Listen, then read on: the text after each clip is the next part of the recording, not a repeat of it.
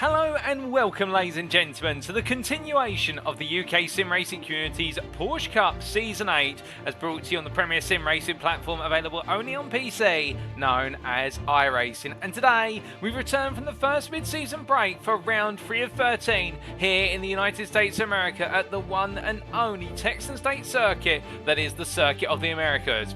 Known as COTA in short, this circuit is only 11 years old as of this month, having opened in October 2012. But whilst it may be a young circuit, the Herman Tilke design circuit is absolutely ram-packed with experience in circuit design. Indeed, coming from perhaps one of the greatest circuits designers of our era, having designed a wide variety of circuits including the reconfigured Hockenheimring Grand Prix circuit, is a circuit that consists of 20 corners, many of which borrow from other circuits around the world. Whether it be Silverstone, Bahrain or the Hockenheimring and others to account for, this circuit is going to feel familiar but also foreign to many a driver as they look to try and take on its extended road racing surface, and whether it be the corners, the 1 kilometre back straight or plenty in between, they'll be looking to go for gold today if they want to come away with major points and resume their championship campaigns on the ultimate and important high. But as I try to get ready to compete in the first endurance race round of the series, we welcome you all to this live broadcast from circuit side. Indeed, this is not a post-round broadcast. You're seeing all the racing action live today, and well, you're tuning in by the official UK Sim Racing Twitch broadcast channel. That's at twitch.tv/UK Sim Racing. In the commentary booth, you have myself, Paul TX141 Walsh, also known as Britain, depending on what media you follow me on. And I'll bring you all your racing action over the day and, of course, the entirety of the season. And well, let's get straight into it in terms of the season thus far and what still lies in wait. We've got plenty to go. And as we can see, we started off back on the 20th of September at the Autodromo Jose Carlos Pache, or Interlagos in Brazil, for rounds 1 and 2 in our opening sprint and feature combination. There we got to see plenty of battles up and down the field, and whereas the battle of the 2 Impulse Racing teammates at the front of the field in the gold class, and that of course being in the form of Philip Hammer and Nicholas Nold. Alternatively in the gold class, Corey Lazarus absolutely delivering, and we'll talk more about that in a brief moment, why he is the #1 man at the moment in the gold class. Alternatively in the silver class, Carl Felbers leading the way there, albeit we had him listed as a gold class driver, but he was silver class in that round and therefore absolutely delivering in both races to take the championship lead. Or in the bronze class, where we got to see Ben Kirby make it a double in his debut, and well, Lady Luck perhaps was on his side a little bit in the feature race, but nothing could be taken from him. We definitely have had the bar set very high going into this third round of the season, and here today it's the 12th of October at the Circuit of the Americas.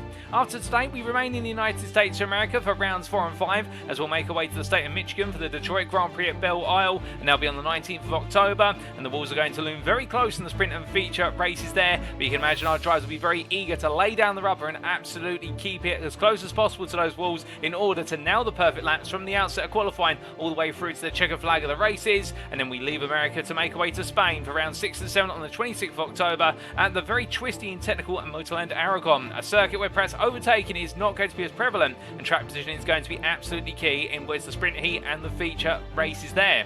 Then in round number 8, we make our way down under to a very familiar circuit to many on this grid, and that'll be the Mount Panorama Raceway on the 2nd of November, but you know and love it as the Bathurst circuit in reference to its local township, and the Australian circuit will be playing host for our second endurance race round of the season in round number 8, and then we'll have our second mid-season break before returning on the 16th of November for rounds 9 and 10 at the Nürburgring Nordschleife.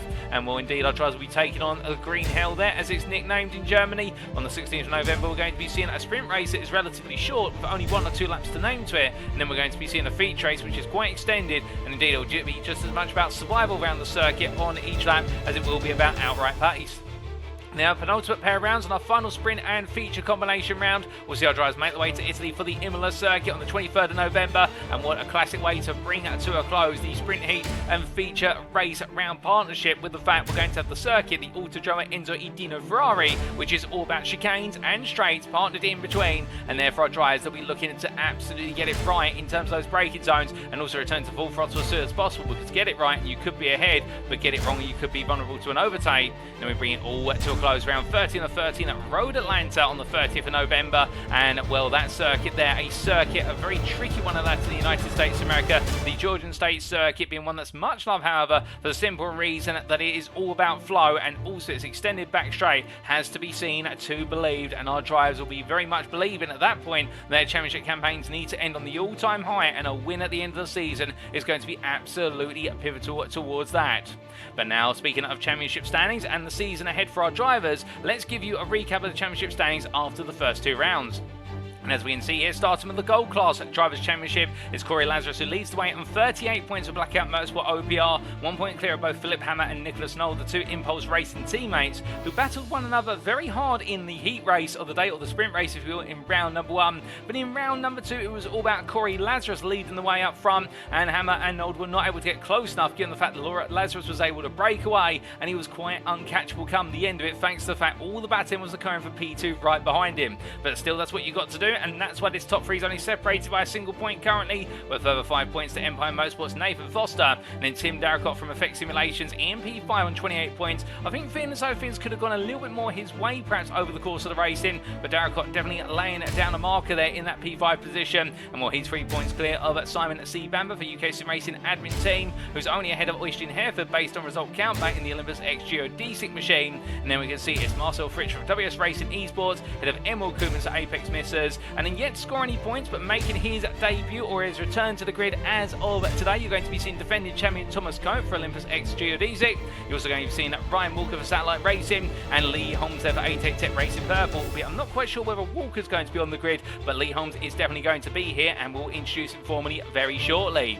And then coming onto the silver class standings, meanwhile, it's Carl Felvers who leads the way after 2 rounds for HFT Racing by 6 points over Forsten Sivert for Ring Physio Sim Racing. And well, Felvers really was the man to be last time out, leading the way at the front of the field, particularly in the feature race, and also putting a phenomenal performance in the sprint race. A great debut for the HFT racing driver, but then again it was also a debut to remember for Sivert for the simple reason, on 33 points, only ahead of Casper Tunstead and Jeremy DeBoer based on result countback, where he's put himself in the prime position to be taking on the fight for the Leaders' Championship only 2 rounds in. But that'd be rude to say that we're not also thinking of Casper Tunstead for Peak Sim Racing or the DBR driver Jeremy DeBoer. Indeed, Casper Tunstead as well, acclimatising well to the Porsche 992 Cup car, and Jeremy DeBoer returning from last season and showing us all that experience that he's built up over the years, and definitely also the fact that he's not afraid of exchanging paint with other drivers when it comes to it.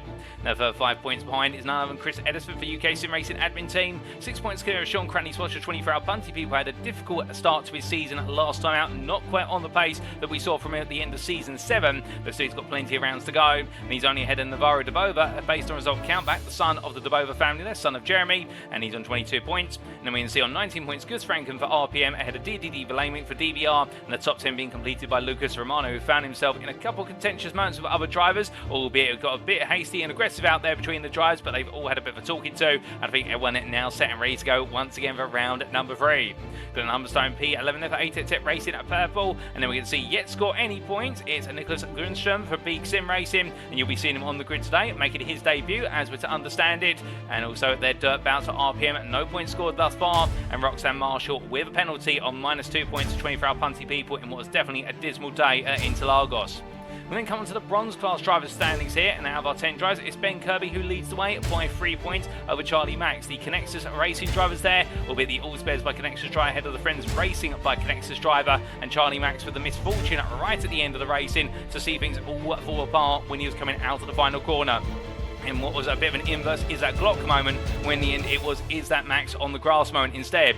5 points behind him, Jay McNewen for Iron Brew by Connexus Motorsports. So Connexus Motorsports arguably taking the top 3 thus far, with Clicks Racing Sean Doby P4 ahead of Mark Cadmore, the privateer, and he's only ahead of Craig Shield based on result countback for ATEC Tech Racing Siam. And then we see Alimus by Connexus, a P7 for Joe Pinder ahead of 24-hour Punty People Stephen Ray, and then Cameron Swift and Alistair Hatcher yet to get any points on the board, but you're going to be seeing Alistair Hatcher on the grid today, making his debut in this season, or return to the grid we should really say.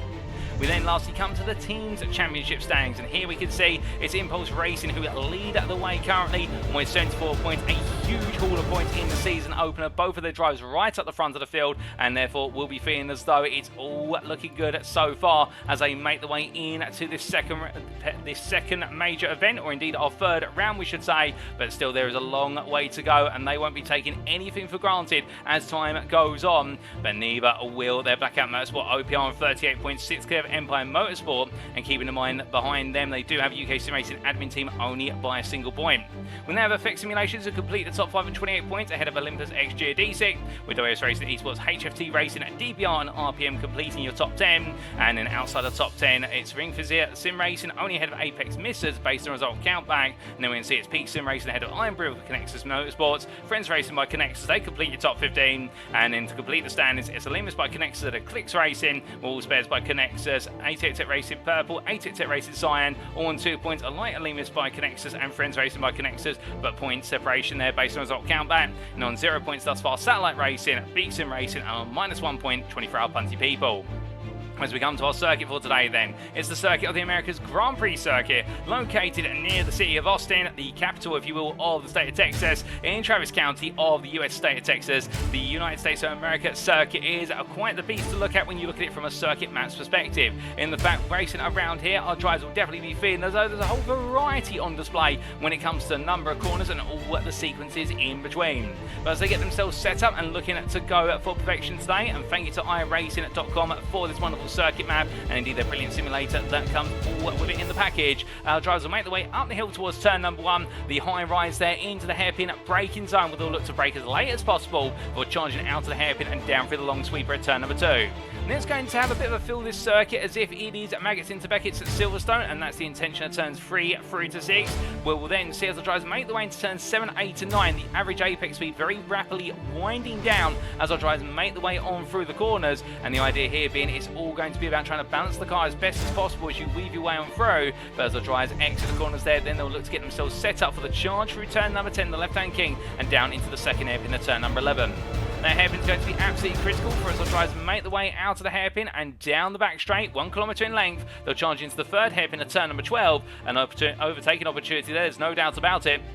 As the drivers make their way for the left-hander, then into the arena section that turns 13, 14 and down into 15, where it's going to feel quite similar perhaps to the arena section of the Hockenheimring Grand Prix circuit. And coming through turn number 16, it's through the double barrel right-hander at turns 17 and 18, which will have a feel, I do believe, of some of the Herman Tilke circuits based in the Middle East, such as the Bahrainian circuit. And then they'll make their way down into turn number 19, coming for the left-hand king off camber, and into turn 20 to complete the lap in a last corner hairpin and making their way on to the next one.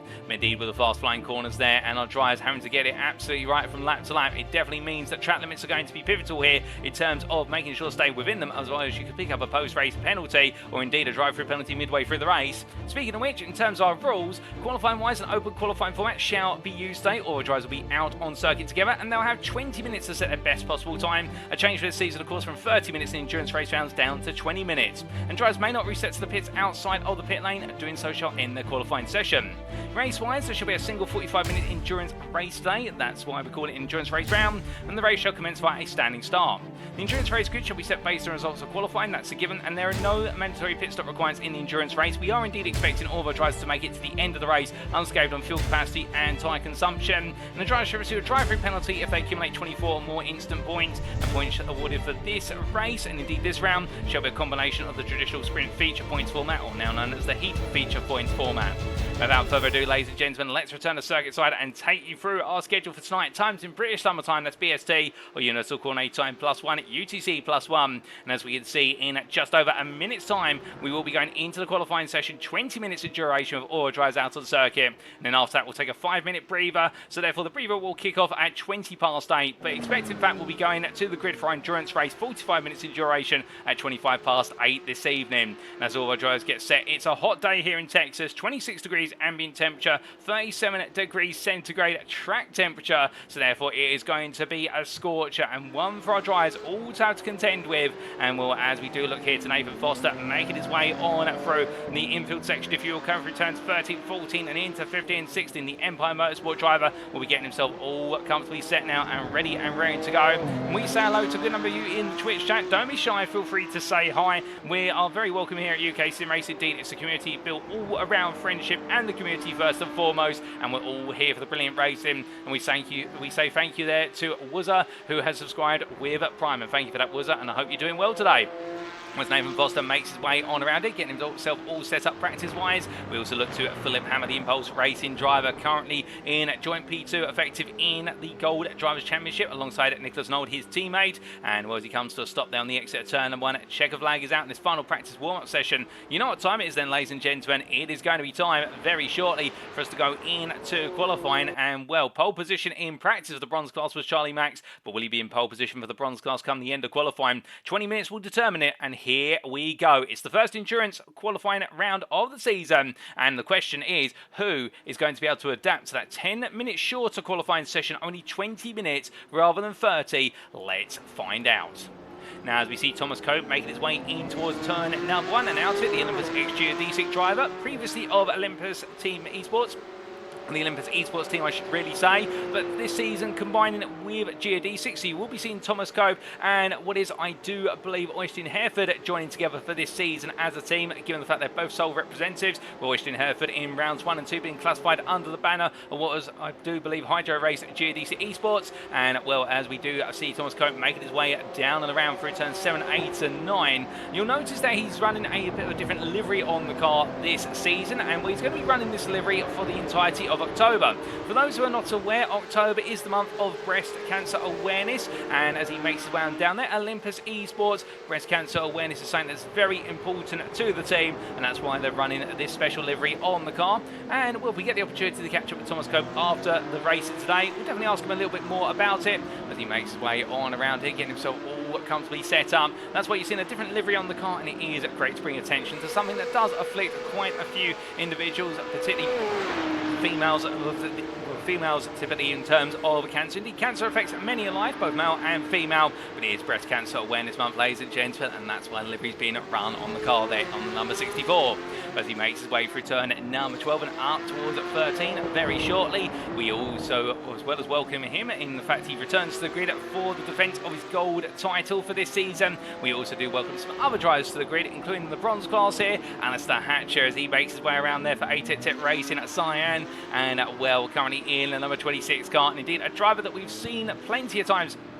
It was because, of course, the last few seasons really mixing up in the silver class, particularly in amongst his fellow ATEC Racing drivers. But this season, he'll be in the bronze class and looking to try and go for glory there. And we'll have to see how he gets on. But we welcome him back with open arms. And also there, we do have a couple more drivers on the grid today. And well, speaking of the theme of ATEC Racing, it would not be fair if we did not reintroduce this man. And well, he needs no introduction. He is a fan favourite. And I can tell you one thing, ladies and gentlemen, he's a favourite of mine, albeit I'm not technically allowed to play favourites, but whenever I do see him on the grid, he always brings a smile to my face, and that is Lee Holmes, the Briton in the ATEC Racing Purple Machine. He's in the gold class, and well, why is he one of those drivers you absolutely love to see on the grid? He may not be the fastest out there, but I can tell you one thing, ladies and gentlemen, he gives it every inch of sweat and blood and tears when he's in that Porsche Cup car, and we've seen him over previous seasons putting some absolutely phenomenal performances when he's been up against the odds, and as he makes his way onto his maiden qualifying lap, well, could he do that today in qualifying? He's up against tough competition, of course,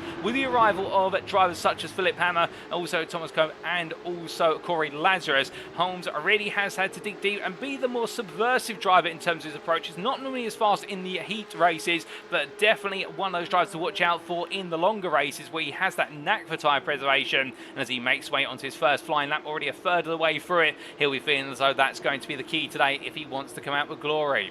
As he makes his way on around that, ladies and gentlemen, you may notice that the overlay is going to briefly refresh itself shortly. Don't be alarmed, that's not your TV set. Don't worry about it. Indeed, that is on our side with regards to the broadcast just updating itself. And, well, with that in mind, you may just see it refresh itself once or twice, but again, don't be alarmed.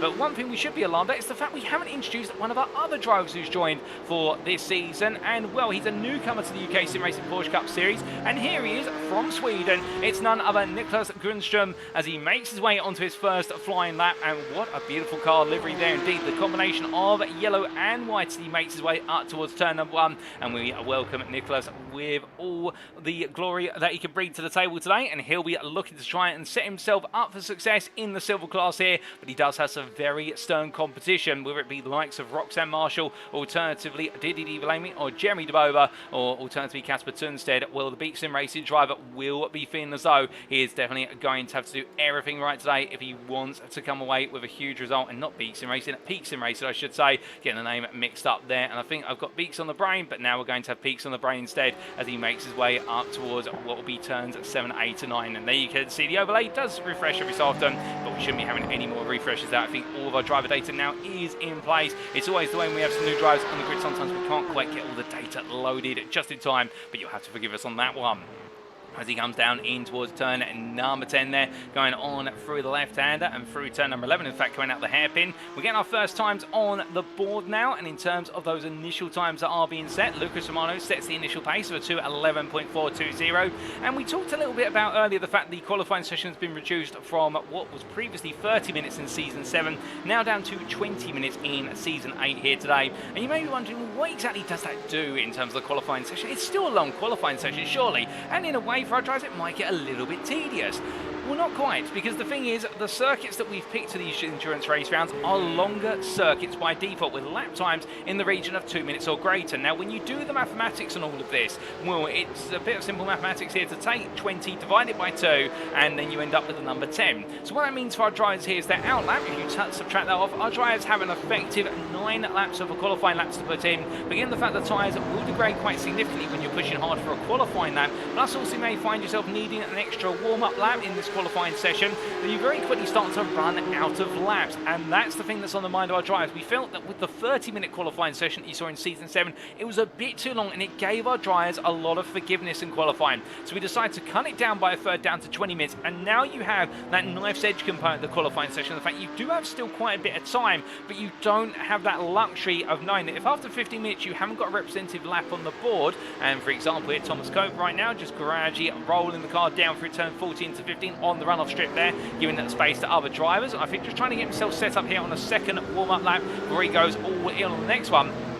As we can also see, that's the number, I do believe, well, it's not Philip Hammer tucked in behind. I don't believe it. In fact, that may be Nicholas Knoll, the 917 driver. Indeed, that is Knoll tucked in behind. But the point being, if these guys find themselves towards the end of the opening 15 minutes without a representative lap on the board, it puts the extra pressure on them. And that is where we start to see the mistakes occur, and where we could see some drivers potentially qualify further down the order, out of position, and other drivers pull off surprises. Because, again, many a driver has a different approach to qualifying. Some drivers, they just have it out of the box. As soon as they go on for their first flying lap, they'll nail it immediately and continue to do so for the next couple of laps, and then they run out of steam. Whereas others, they take time in qualifying. They might need 10 minutes to really get a feel for how the circuit is, how it's all going to evolve, and therefore start to feel as though that lap time can naturally evolve in the qualifying session. And then you have those that need a lot more time, but we're really trying to bring into that middle ground in terms of you have time, but not too much. And we can already see we're 7.5 minutes into this qualifying session. Good number of drivers have got laps on the board. We do have a grand total of what is in the region of 30 drivers in attendance here today. And well, to be fair, when I was walking up and down the paddock in the build-up to tonight, there was a rumour circulating we're actually going to see quite a depleted field, given the fact this circuit is not too popular with our drivers. And there's a number of reasons for that, which we'll come to very shortly. But I think the thing is, with many drivers saying, well, I'm not going to be at the circuit because I'm not up for the circuit of the Americas, I think in the end they all managed to psych one another into competing today, because of course the less drivers you have on the grid, then the greater the opportunity for major points, given the fact we don't rescale the point structure based on how many drivers are attending. The points are static, so therefore I think all the drivers have psyched each other in to go and racing today, and that should make this a very different style of racing. The fact it's an endurance race at a circuit which is very tough, and as we said only moments ago, not all the drivers are on board with or enjoy the circuit of the Americas, and we'll come to the reasons for that very shortly, I do promise you. But that means that all the drivers right here today may be grinning their teeth and gritting and bearing it, but that could lead to some of the finest racing we see this season, as we do look to none other than Lee Holmes making his way around. Still a lap time yet to be set by the gold class driver as he comes on through.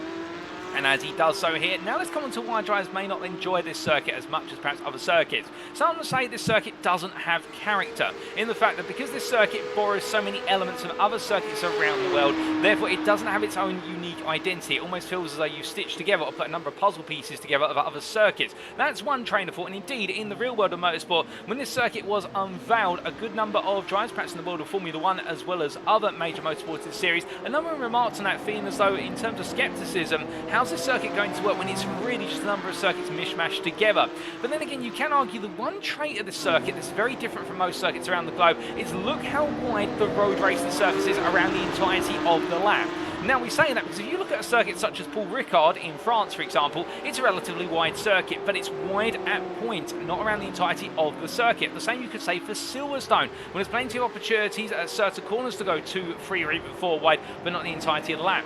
Here, you've got a road racing surface that is enough for 2 wide at practically every corner, and it was intentionally designed as well at some corners to have the apex widen out on the approach and therefore give drivers the opportunity to go even 3 or 4 wide and take alternative lines. Turn 1, for example, this is a brilliant example as we do look to the blimp camera of Lee Holmes making his way up the hill in towards the braking zone behind one of the UK sim racing admin team cars, and you can see that it only tapers really tight to the apex as soon as you get to the late apex point, and therefore you can have up to 4 wide going into the corner, and we can expect that off the start line. And that's just one of the examples. The turn 11 hairpin is another one where the corner intentionally opens up in the final 250 meters to the approach point in order to generate overtaking, and that's what Tilke went for with the design of this circuit. Now, others say that it's because of the fact that track limits are very aggressive here as modelled on the iRacing simulator, and indeed in the real world of motorsport we do see that track limits police are normally out in full force here at Circuit in the Americas because of the fact most of the circuit is runoff area. If you get it wrong, you're not punished by grass or gravel. You've got to go quite some way on your journey in order to hit that, minus a couple of limited corners, and that's why the track limits are so closely enforced. And others say it's because this circuit, when it's a very hot circuit in the state of Texas, extremely hot. One of my colleagues I've spoken to in Texas recently remarking on the fact in the summer they look at temperatures in terms of centigrade in the region of 37 to 42. On average, that's relatively just a nice warm Texan summer, and we'll be based in the United Kingdom here, ladies and gentlemen. I can tell you one thing, as soon as that thermometer and the mercury heads above 25 degrees centigrade, I'm already worrying about the fact it's getting a bit too hot, and I try to be worried about the heat of the circuits. We've had somebody have a spin, and I do believe that might be, well, that's not Simon Bambo, who's up at the moment as he makes his way down into turn number 11, but he does have the company there of a couple of other cars. But those are the reasons perhaps why drivers are not enjoying the circuit as much. But then again,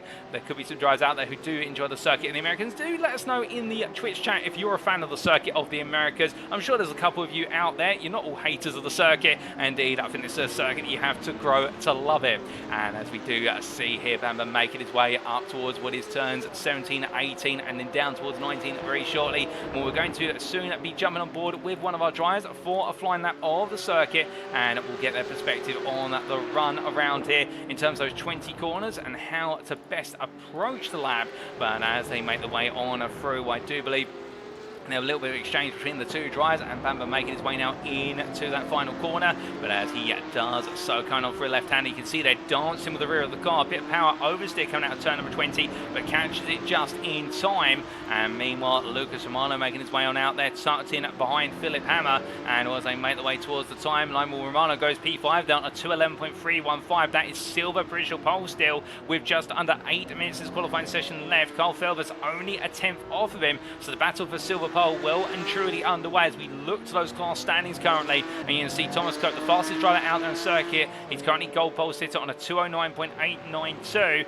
almost 4 tenths clear of Austin Hereford, his teammate. And then in the silver class, Romano, as we just mentioned, by a 10th over Feldes. And then in the bronze class, it's Ben Kirby continuing off with those leading ways there by almost 1.2 seconds over Charlie Max. But as our drivers make the way on through, we do meanwhile look to Marcel Fridge, who heads to the timeline, and he's going to take us around for a flying lap of the circuit of the Americas. He's making his way up the hill in towards turn number 1 and looking for his brake mark on the right hand side and braking as late as possible, approximately 100 metres of corner apex down to first gear, hits the apex curve there, a little bit high on the sausage curve, but gets the car around. Now coming down into turn number 2, flying for the right hander, feeds the throttle in there on the apex curve and brings the car immediately over to the right now for the sweeping section. Those maggots into Beckett from Silverstone. Coming through turns 3 and 4, dropping down the gears one by one as he approaches each corner. And now coming on through turn number 6, the long right-hander. It never seems to end, but he needs to get the car positioned over to the right for turn number 7. And bringing through the left hand here, balance the throttle, let the car run a bit deep, then mount the apex curve for turn number 8. V-shape approaches, you need to get the car around because it's a bit overly deep, however, taking a bit too much speed, and that's going to cost them the run through 9. And now it's going to be as close as possible to a flat-out run down through 10 and up towards turn at number 11. Difficult opening sector for Fridge. Going onto the brakes here, 150 metres from corner apex all the way down to first gear, let the car roll in, roll off the brakes, back on the throttle, settle it down, and now full throttle down the long back straight as he makes his way up towards turn number 12. Charges his way up through the gearbox here, getting ready to go into 6th gear shortly. And well, as he does so here, heading towards the next braking zone in excess of 150 miles an hour at the point of braking the 150 metre ball, break it down from 159 miles an hour all the way down to what is 35 miles an hour at the corner apex of Freebone. Now going over to the left hand side here for turn number 13, down to 2nd gear. He'll stay in 2nd, won't go into 1st there in order to give himself some stability through 14. And now turns 15, 16, tricky corners when you have to brake for turn 16 and 15, go deep and then let the car approach the apex, come out and make it over to the right hand side initially, power through it and then over to the left, and now for the double right hander of 17 and 18. And here it's all about turning it and balancing the throttle. You don't want to go full throttle, not yet. Not yet. Now start feeding more of it in, but a bit of power oversteer there, and with low fuel in the car, that's going to cause the car to wobble and fridge on a difficult moment as he comes into 19, braking about 100 metres of corner apex down on 3rd gear and up towards the final corner here, turn at number 20, braking once again about 80 metres of corner apex down to 2nd gear to complete lap and do it again. It's been a bit of a scattergun lap from Fridge, not quite the lap he perhaps expected, but still we've been able to ride on board with him and give you an indication of what it's like to do a lap around this circuit of the Americas. And as he makes his way up towards turn at number 1, definitely right now not having the strongest qualifying session, but he is still P11 overall, so there is some merit in that. And then again, he could be looking to gain places as time goes on. But as we say hello to a good number of you in the Twitch chat, including Billy Bob _55, who is cheering on Forster. I believe that is Nathan Foster, in fact, for Empire Motorsport, the Empire Motorsports crew in full force. We also do say hello there to Jock Muir, who says this car track combo is grim and sitting out this race as a result. Can't face it. Well, that's absolutely fair, good sir. Taking a drop score as of this week. Remember, all the drivers do get 1 drop round, or we should really say drop week, given the fact we base it on the weeks rather than individual rounds. And we also do say hello there to Corey Lazarus, or K Lazarus 01, who is taking the drop week this week and wishing everyone the best luck. And keep in mind that for Lazarus, it's currently early hours of the not the Australian morning, although it is the early hours of the Australian morning, but the New Zealander there tuning in from abroad. I'm very happy to hear from him as always. And well, not the biggest fan of Kota, it would seem, a bit of an unhappy face there. And well, the continuing raging debate of whether people like or dislike Kota goes on in the Twitch chat. But meanwhile, 3.5 minutes left here. We're coming into the crunch point of this qualifying session, and well, Thomas Kern and Philip Hammer both in the pit lane, I think, right now, doing the last tweaks to the cars, or may have decided enough's enough. And meanwhile, Lucas Romano still right at the tip of the spear in the Silver class, P6 overall. Felber's still only a 10th off him, and it looks as though Romano and Felbers are going to be locked in to this battle, if you will, in terms of qualifying, where Romano is just able to find the 10th that Felbers cannot. And then, as we can see in the bronze class, well, Ben Kirby right now, you could argue, in a bit of a class of his own, in the fact that he is at the best part of which 1.1 seconds clear of Charlie Max, who's brought the deficit down by a 10th, but it's nowhere near enough. And can anybody find a way to close that delta to Kirby? Because otherwise Ben Kirby may be able to just run away with this when we go green flag racing, albeit taking pole's one thing, holding on to that lead for 45 minutes and not dropping it on circuit is another. Let me tell you that, ladies and gentlemen, particularly when the tyres in these Porsche Cup 992 cars only normally last at their peak performance for 20 minutes. Now keep that in mind, that's not even a half the race time distance, therefore a huge amount of time management's having to go in. And if anybody remembers Suzuka last season, well, the tyres fell off the cliff very rapidly. There was only 15 minutes of tyre life really available to our drivers, and everything else beyond that was dancing on ice.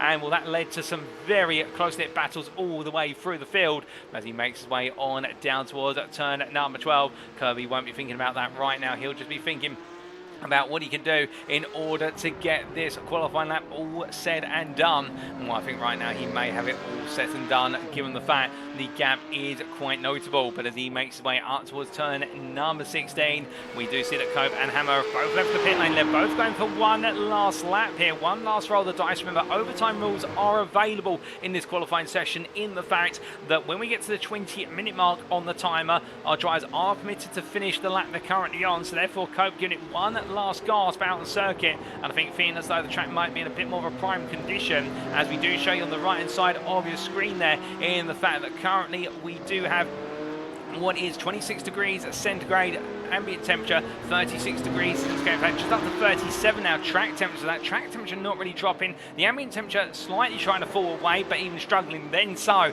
it's still a hot time here in Texas. And we'll right now, who is going to be doing the Texas two-step in terms of making that car dance around the circuit and bring it on home on pole? More out of Cope versus Hammer, it's a 2/10 gap, and well, that was the margin on average that we did see between Cope and Hammer in what was some of the earlier qualifying sessions. That Hammer did bring that down in Season 7, and right now could we be seeing a little bit of a repeat of history from Season 7, or will Hammer be able to nail it on the final qualifying lap here? Well, let's find out as we jump on board with the Gold Class driver as he takes us round for a full attack lap of the Circuit of the Americas.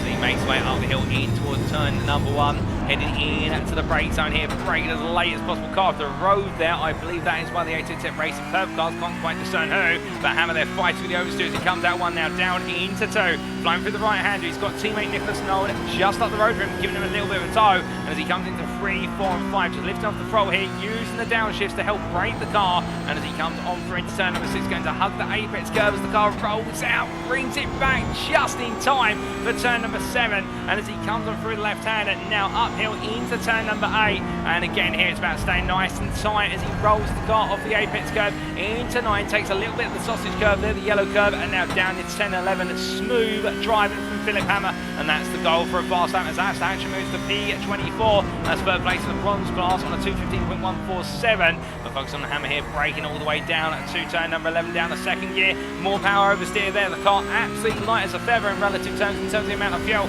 It's going to have Nolan in front of him, giving him the tow. That's going to be worth a couple more miles an hour down this back straight as they charge him through. Coke's aborted his lap, so his lap has even been invalidated. He's not happy with it anymore. But Hammer coming into the braking zone here, 161 miles an hour, the highest speed we've seen down there in qualifying so far today. And as he makes his way out of turn number 12 in towards 13, onto the brakes he goes all the way down the second gear. Will he take first hit? No, he does. In fact, he just rides the apex curve and uses the sausage curve to turn the car and throw. Well, interesting use of the raised curve there. And as he comes into turn number 16, chops off the apex as you meant to do, and as he comes out of the left-hander up towards the right-hander he goes, flying on through the long double right now, just holding the throttle here, trying to keep it as nice and close to those apexes, joining the dots together and rolling off there, using the apex curve to keep turning the car. Now into 19. Well, it has not been an improved lap in the first half. Lap in the second half is improved, but he runs a bit wide, and a Hammer there invalidates the lap right at the end of what could have been an improving lap, and Hammer into the pit lane, so he'll be starting P2 at best. So I think Cope will be taking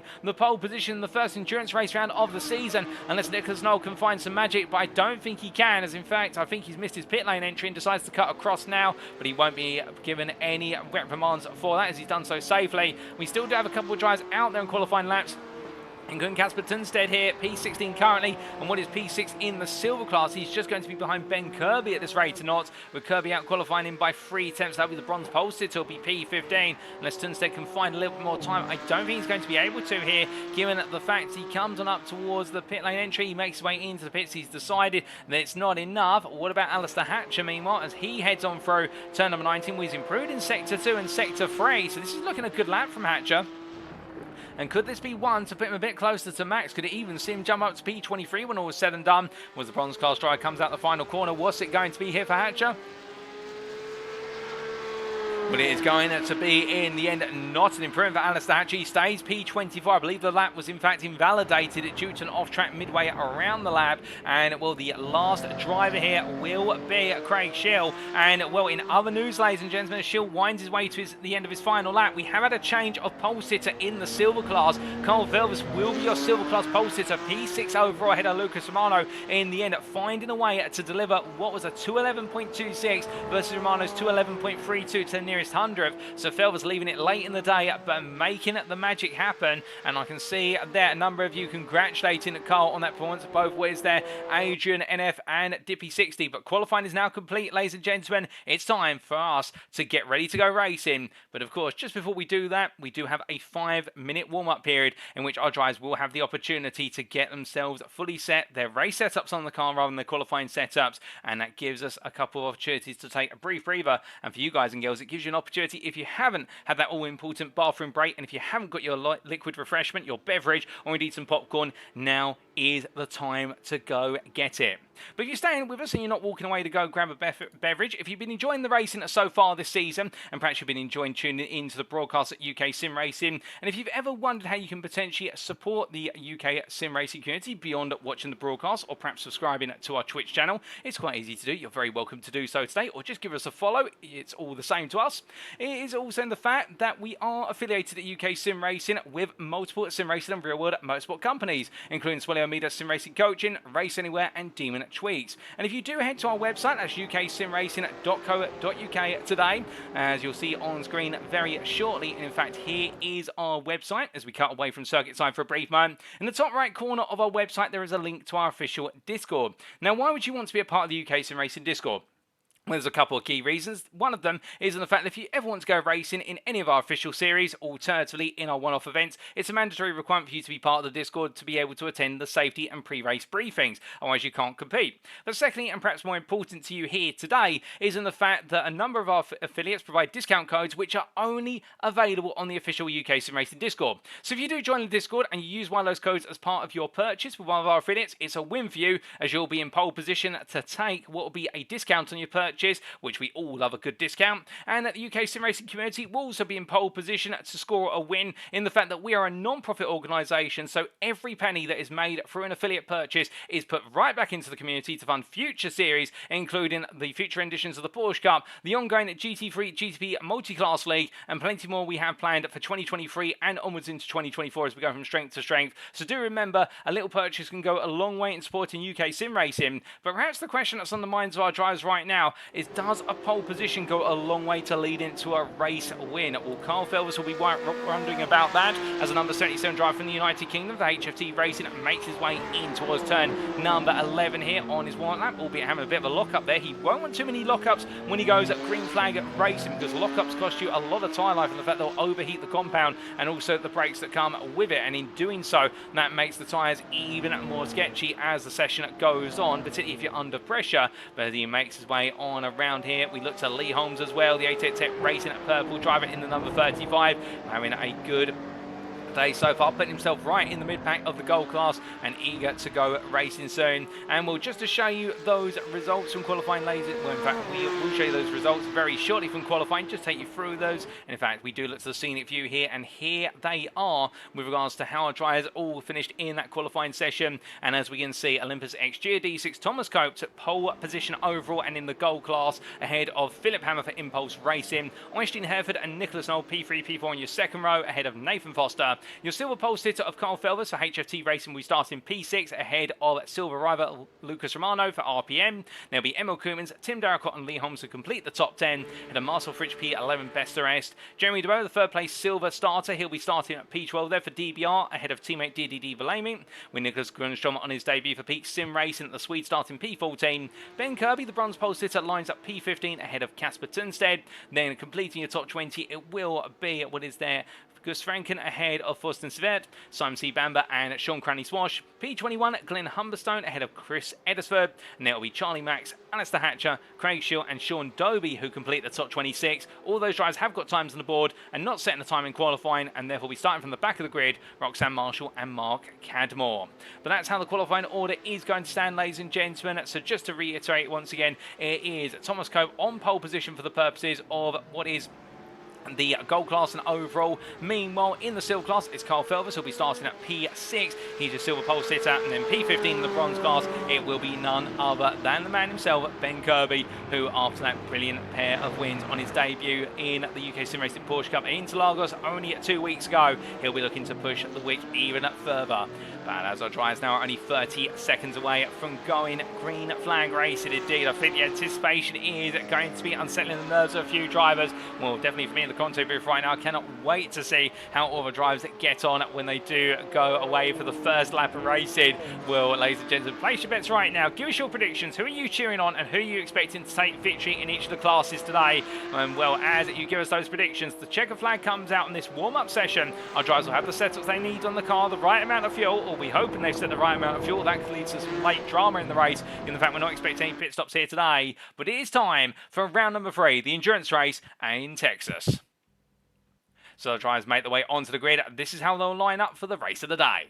It is Thomas Cope who starts on pole for round 3 of the UK Sim Racing Porsche Cup Season 8 for Olympus XGDC. The gold pole sitter is joined on the front row by close rival Impulse Racing's Philip Hammer. Oistein Hereford starts P3 behind Cope, his teammate, for Olympus XGDC, with Impulse Racing Nicholas Knoll P4, so it's Olympus XGDC ahead of Impulse Racing on both rows there, and quite the bit of symmetry. We then do have behind them starting on the third row of the grid Nathan Foster for Empire Motorsport. He's joined on the third row by silver pole sitter for HFT Racing Carl Filvers. On row number 4 it's Lucas Romano for RPM, joined by Apex Mrs. Emil Koopmans, with Tim Darracott for Effect Simulations and Lee Holmes for ATEC Racing Team Purple completing your top 10. On row number 6 it'll be Marcel Fritsch for WS Racing Esports, joined by Jeremy DeBoer for DBR, and then behind him on row number 7 it's DDD Verlaine for DBR and Peak Sim Racing's Nicholas Grunstrom. We then have bronze pole sitter starting P15 of Ben Kirby for All Spares by Connexus, joined by Pete Sim Races Casper Tunstead. With row number 9 going to Gus Franken and Forsten Svet. We'll have to stop running through the order there, ladies and gentlemen. The lights are going on. It's time for the race. There's 1 red light, 2 red lights, 3 red lights, 4 red lights, 4 red lights. And it's lights out and away we go for our endurance race of the day as Thomas Cope gets a poor start. Meanwhile, Philip Hammer roars in to lead this race. Behind him, that follows on through Knoll, but look up the inside. Coming roaring on is Oistein Hereford. Hereford lunges up the inside, goes way too far beyond the corner. And as they make the way out, he goes to the runoff area. Thomas Cope gets back ahead as a result. Well, right now, Hereford acting as a little bit of a battering ram to get into the mix. And Cope able to capitalise. My goodness, we thought Hammer had it done. But as they make the way into the Essex for the first time of asking further back, Lucas Romano has jumped ahead of Carl Ferris on the race start as they make the way on through and weave their way now more slowly and slowly they go up towards turns 7, 8 and 9. As they make the way on through the opening S sequence, all drivers right now cold tyres, cold brakes, and that is going to make this a very gentle exercise in caution as they make the way on through. On towards turn number 11 they go, and as they head down towards the hairpin now, can anybody go for an early move here as we look a little bit further back to the bronze class battle for P2. This is Hatcher versus Max, Hatcher being the defender, Max being the attacker. As they head in towards the braking zone with Chris Eddersford just in front, but it looks though here, Hatcher going slightly defensive, Max looking to go quite deep into the corner, trying to get the run out the corner, but overcooks it under braking in the end, and Hatcher will feel a little bit safe right now, but as they power their way down the back straight. Meanwhile, Tim Darracott under pressure from Emil Koopmans. Koopmans looking for the move, and Carl Felvers just in front looking for the return move on Lucas Romano in the foreground of the picture in the two wide battles. It's going to be side by side between them. Romano goes a bit deep, Felvers almost follows him through, a bit of contact perhaps between them, I'm not quite sure on the camera angle. Romano comes back, Felvers tries to close the door, Romano's there, behind Darracott is still ahead of Emil Koopmans, albeit there side by side, and Romano then squeezed slightly to the apex of turn 14, and Felvers has to be firm and gets it done. Koopmans meanwhile will look up, and Darracott has to go the long way round, misses the wayward car of the apex misses driver, but the Dutchman in the end creating an obstacle for both drivers to have to overcome, and Emil Koopmans drops all the way down to P15, Darracott drops to P11 as a result, and Simon C. Bamber now close to the back of Darracott off picture, and in fact there you can see Simon Bamber in the background now chasing after Darracott as they wind their way through turn number 19. But as they head up towards turn number 20 right now, it's been a dramatic opening lap, particularly in the second half of the lap. As you look into that midfield, and all the drivers will be hoping things can settle down there as they go on to lap number 2. But after one lap of racing, it is Thomas Cope who leads by 8 tenths a second out of Philip Hammer, followed by Nicholas Knoll P3, Nathan Foster P4, followed by Oistein Hereford P5, Carl Felvers your silver leader P6, and Lucas Romano P7, Lee Holmes P8, Diddy Verlaine P9, Jeremy DeBoer P10, Tim Darracott best of rest P11, and then your bronze pole sitter is still leading in the bronze class, albeit losing 2 places overall from the start. He's dropped from P15 to P17. It's Ben Kirby, but look at this from Roxanne Marshall, the 24-hour Punty People driver, keeping line started from the back of the grid, having not set a lap time. Bit of contact there with Kirby, or near contact, and having to take evasive action. But either way, Marshall having to run to the runoff area there, and I think now at the inside versus Kirby, and as they come on through with turn number 6 into 7. Marshall in the end having to back off and tuck in behind. Not quite sure how that all started off, but Marshall also standing a bit deep there. I think having to take a slowdown penalty for the track limit infringement. Those automated penalties really striking hard and having to run very slowly there through turn number 9. And Marshall right now causing a little bit of traffic jam with Glenn Humstone, Alice Hatcher and Charlie Maxwell coming together. And well, there goes Max around the outside of Hatcher and braking in towards turn number 11. Meanwhile, it's going to be Hatcher who tries to come back, but side by side out the corner they go, these two bronze rivals. battles for second place in the bronze class, but Max gets ahead for Friends Racing by Connexus, and what a way to get it done in the end, having to capitalise on Marshall going slowly, but Roxanne Marshall in return under a bit of pressure from Glenn Humberstone. You can see that in the fact that Marshall right now left of your picture, Humberstone at right of your picture behind Max versus Hatcher, but Hatcher not able to find a way through, and Humberstone having to wait as well. The 88 Tech Racing drives not able to make progress there into turn number 12, but this time around instead having to relinquish and wait, but as they make the way in towards the next set of quarters. Meanwhile, we do look back to what is Oisin Hereford versus Nathan Foster, and in fact Oisin Hereford has found his way out past Foster and now moves up into P4 for Olympus XGDC. The Norwegian driver here starting to make progress after what looked to be an absolutely sensational start, but went a bit too deep under braking into turn number 1, and it cost him dear. And speaking of that race start, let's take a look back at how it all played out. As we look to the blimp camera here, ladies and gentlemen, all the drives were absolutely raring to go, and as they launch, we'll watch Oisin Hereford. He gets a brilliant launch off the line, gets up the inside of teammate Cope, charging up the hill. Meanwhile, Hammer's had a good start as well, but Hereford here, I think, just been so tight on the line, not quite able to get the car stopped in time, plus also no real grip to be offered there. But notice how everybody further back, making their way through the Concertina effect playing out there into turn number 1, but nobody really ended up in any dire straits as a result of it. Ben Kirby down the outside through 2, starting to lose some places to DDD Belaming, and also what was there, Casper Tunstead. Tunstead, in fact, really having to go for the move there for Peak Sim Racing to get it done, but they all made it on through safely. And as we take a look back to that race start from the perspective of Simon C. Bamber here off the line, there was an empty grid spot there. I think that was the grid spot for Marcel Fritsch. So Bam Bam in a really clear run and a fantastic launch here, closing up very rapidly indeed for the driver in front as he made his way up the hill. Well, nowhere really to go on the inside versus Kirby, and in the end having to look for the middle ground here. And the UK Sim Racing admin team driver able to pick his way on and past was DDD Belaming initially, or trying to, but then couldn't quite find it. I think that was Jeremy DeBover. He tried to pick his way through, but then in the end Bam again ahead of Kirby by simply holding that inside line into, and Kirby backing off. As we return to your live pictures, ladies and gents, and that was a replay of the race start with a couple of different perspectives. And now we return to the race in here. We have had an incident for Roxanne Marshall, and well, we can tell you that we did have Grunstrom and Fritsch both end up starting from the pit lane. They are in this race, but they are a long way down the order. Meanwhile, Forsten Sever, the Ring Fiat Sim Racing driver, who was in P12 overall, has now dropped to P13 with Emil Koopmans finding his way up the inside into turn number 12. It's a change of overall position, but not class position, and I think Sever will be more interested in fighting off the guy behind him with DDD Belaming as they make the way out through turn number 16 and onwards towards the remainder of this lap. But 6 minutes in and still plenty of racing to come, and this is where we start to enter that transition period where the early gains have been made by drivers out, or the early losses have been accrued, and now they've got to start thinking about, do they want to push on hard early, or do they want to protect the tyres for later on in the race? Remember, we're not expecting anybody to make a scheduled pit stop here today. If they come into the pits, it'll be for a drive-through penalty or due to damage on the car or something else, which is going to be extraordinary circumstances such as a lack of fuel put in the car. But meanwhile, you can see one driver right now be giving it all the fuel he's got in order to try and stay ahead. This is Simon Bamber, who is being passed by Emil Koopmans. They make the way up the hill into the braking zone for turn 1, and as they do so, Koopmans gains another place up to P11, and after falling down to P15 in that instant which he had going into what was at the time turn number 16 on the open lap, you can understand why Koopmans right now is making progress and looking to come back through the field, and Bamber losing a place. But again, I think right now the UK Sim Racing admin team driver focusing more on making progress later on and seeing how the places can come to him.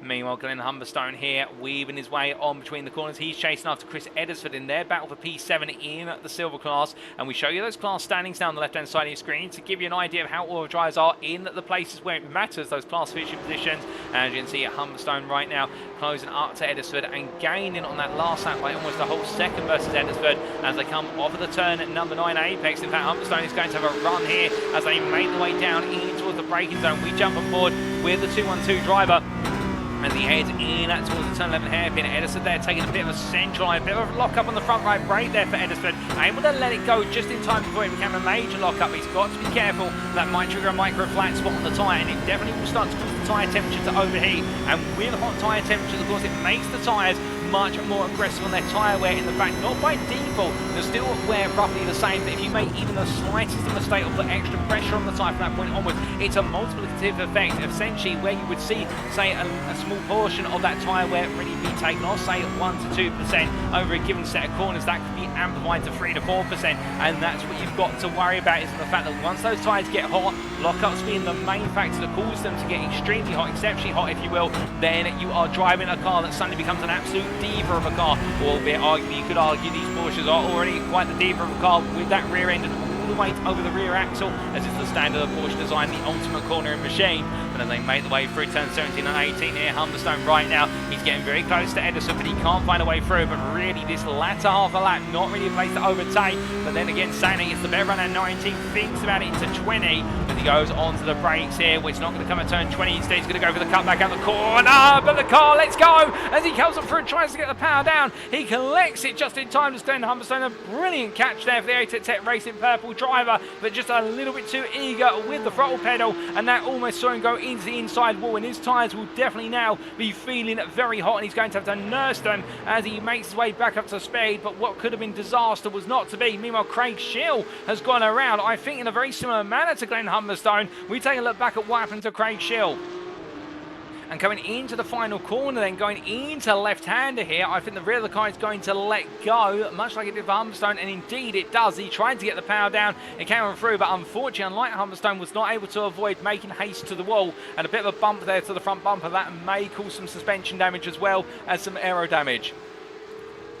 As we return to your live pictures, ladies and gentlemen, well, now 10 minutes into this race, our drivers on to the 5th tour of the circuit under race conditions. And whilst we did see some moves early on in the race, now we are starting to see things that calm down here at Cantor. Indeed, they are only at what is just shy of a quarter into the race distance here. So everybody now starting to gauge where the car's at, trying to understand, okay, have they taken a bit more life out of the tyres than they should have? How are the drivers in front and behind them doing? Are they going to be under pressure? And this is where we start to see those gaps open or expand little by little. They become quite incremental, and the one driver right now is trying to make sure all those gaps come down as rapidly as possible is Emil Koopmans, as he makes a move up the inside there for P10 overall versus Jeremy DeBova, the gold driver past the silver driver as they come down into turn number 16. Notice Simon Bamber getting close as well as they make the way on through the corners, and Jeremy DeBova for DBR I think will be great for its gold drivers who are looking to pass him, but he also be aware of the fact that he does have Forsten Savet, who is closing behind in P13 overall, and they'll soon be in a battle for third place in the silver class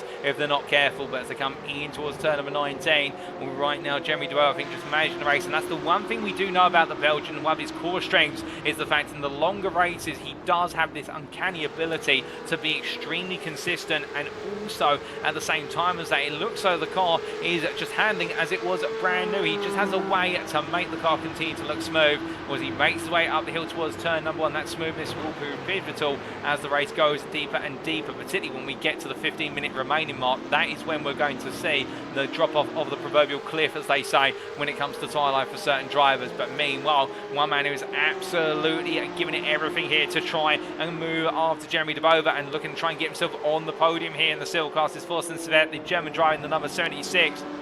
Making his way on through turn number 6 to 7 right now, having to deal with that dirty out of the back of Simon Bamber's car, and that will be affecting his ability to turn on in, and he might be scrubbing off a little bit of extra life on the front tyres and having to work them harder in order to try and get the apex that he so desires. As he makes his way out to turn number 9, down towards 11 he goes, in towards that braking zone, and so there right now the Ring Fit Sim Racing driver heading onto the brakes here, and well, continues to stay close. Bamber goes a little bit deep into the corner. That is going to give Savet the opportunity here to gain the toe, albeit Bamber's got the toe of DeBova, so it is a bit neutralised. But as we ride aboard and look back from the rear of Jeremy DeBova's car, this could also be a good indicator of understanding who's running more rear wing than the other. This circuit is normally seen as a circuit you want to run at least medium downforce, given the wide variety of corners, but Bamber up the inside there versus DeBova. DeBova leaves the door nicely open, trying to say to Bamber, if you want it, take it, and Bamber there making a little bit of a ham sandwich of the apex. In fact, ran a bit deep, but is able to hold the inside into turn number 13. And as he makes his way out of 14 and through 15, Bamber gets it done in the end,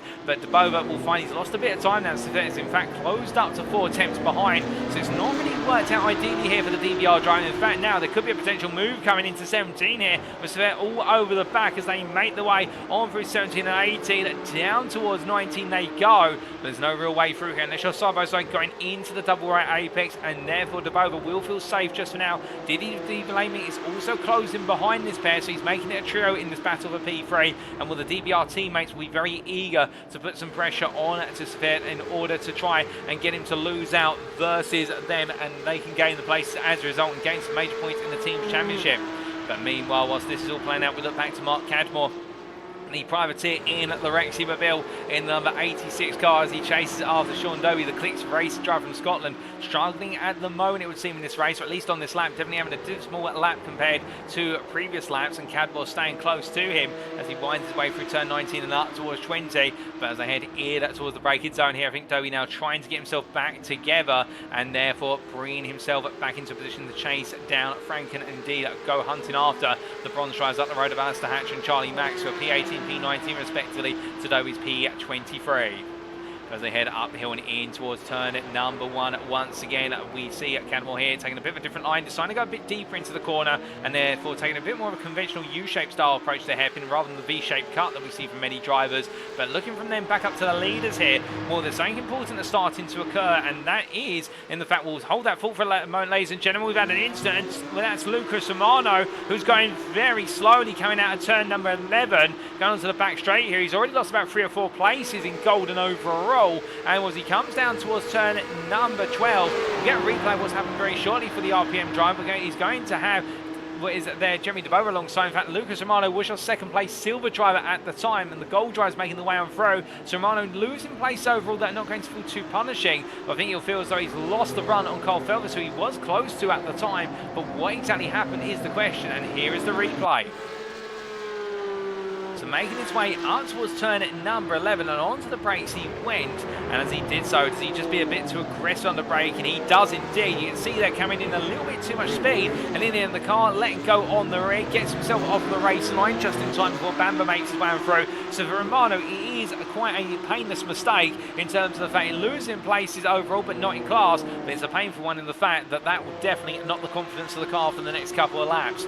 As he heads up towards turn number 20, we then come back to the thought we were going to entertain only moments ago with regards to our race leaders, and it's this, ladies and gentlemen, as they go on to lap number 8, 15 minutes complete, still 30 to go, in the fact that Cope has been caught up over the last couple of laps by Philip Hammer, albeit saying that on the previous lap Cope's actually opened the gap up to 8 attempts once again, in fact almost up to 9 attempts now, but we did see that gap come down quite a bit as Philip Hammer going quite slowly there, in fact letting Nold go through, going through turn number 6 into 7. I'm not quite sure what the story behind that is, whether Hammer perhaps picked up a slowdown penalty or whatnot, but the point being that Nold has now taken P2 off his teammate for Impulse Racing, but these two still trying to find a way to chisel into that lead of Cope. I think Hammer may have found a way to bring it down to a degree, but then Cope responding immediately and getting that gap back up, so it definitely does seem to be a bit of a seesaw between them, and Hammer right now behind Nold. We saw these two battle in the heat race in round number 1 of the season 2 weeks ago, or a week ago based on the post-round broadcast when we brought it to you as if it were live, but the point being here, they weren't afraid to get the gloves off and go fighting, and will we see more of that today? And I think a number will be saying it, yes please, and I'm on board with you on that, ladies and gentlemen, and they'll look to keep it as clean as possible. As meanwhile, battle here for what is P3 in the Seal class as Thorsten Svet versus Lucas Romano, and it was Jeremy Dabova, but in the end Romano's been able to break away. Dabova was the driver that Svet has made the move on as they make the way down towards turn number 12. We will get a replay of that very shortly as to what's happened, but the point being here, the number 76 driver has found his way ahead, but Dabova looks to come back here. Dabova trying to make sure that Svet has a minimum of space to play with, only the minimum allotted, indeed allowed in terms of the rules, and as they make the way out towards turn number 13, Dabova does get back ahead, and well, Svet decides to stay behind and not look for a return move here. I think conscious of the fact that Romano might break away, and there's a small mistake from what was Dabova there, getting on the power through turns 13 to 14 and gets it completely out of sorts, and as he does so, that's going to lead to Diva Laming closing up and going on through. So right now, Jeremy Dabova gained 1 place for a brief moment and then has lost 1 in retrospective comparison, now down to what is P5 in the civil class, P13 overall. But what started it all off is the big question you'll be asking, and here's the replay to explain the story. was they're making their way down into the braking zone for turn number 11 here. Savert went up the inside, very courageous move under braking, gets it stopped, and then we saw Debova decide to go for the cutback, and that's exactly why turn 11 has been designed the way it is, to encourage battles like that, where you can go very aggressive on the inside, no, you're going to go deep, you stay within track limits, and in return the driver on the outside can cut back, and then it's an equal run down towards the next corner. And as we stay with the battle here from an alternative camera angle, you can see it battling side by side into the braking zone, and as they came on down, well, Savert having to try and find his way through. But what exactly happened to Debova after that? That's the big question in terms of coming out of turn number 13. Seems to get the right-hander hooked up okay, comes through 14. And well, the rear of the car, you may have noticed there, was starting to let go slightly as he came through 14. I think just a little bit too much speed and steering lock applied to the car there, and that caused the car to start to want to oversteer, and then hitting the curb of 14, just let the rear go a bit more loose, and that's what led it to the mistake from the Belgian driver.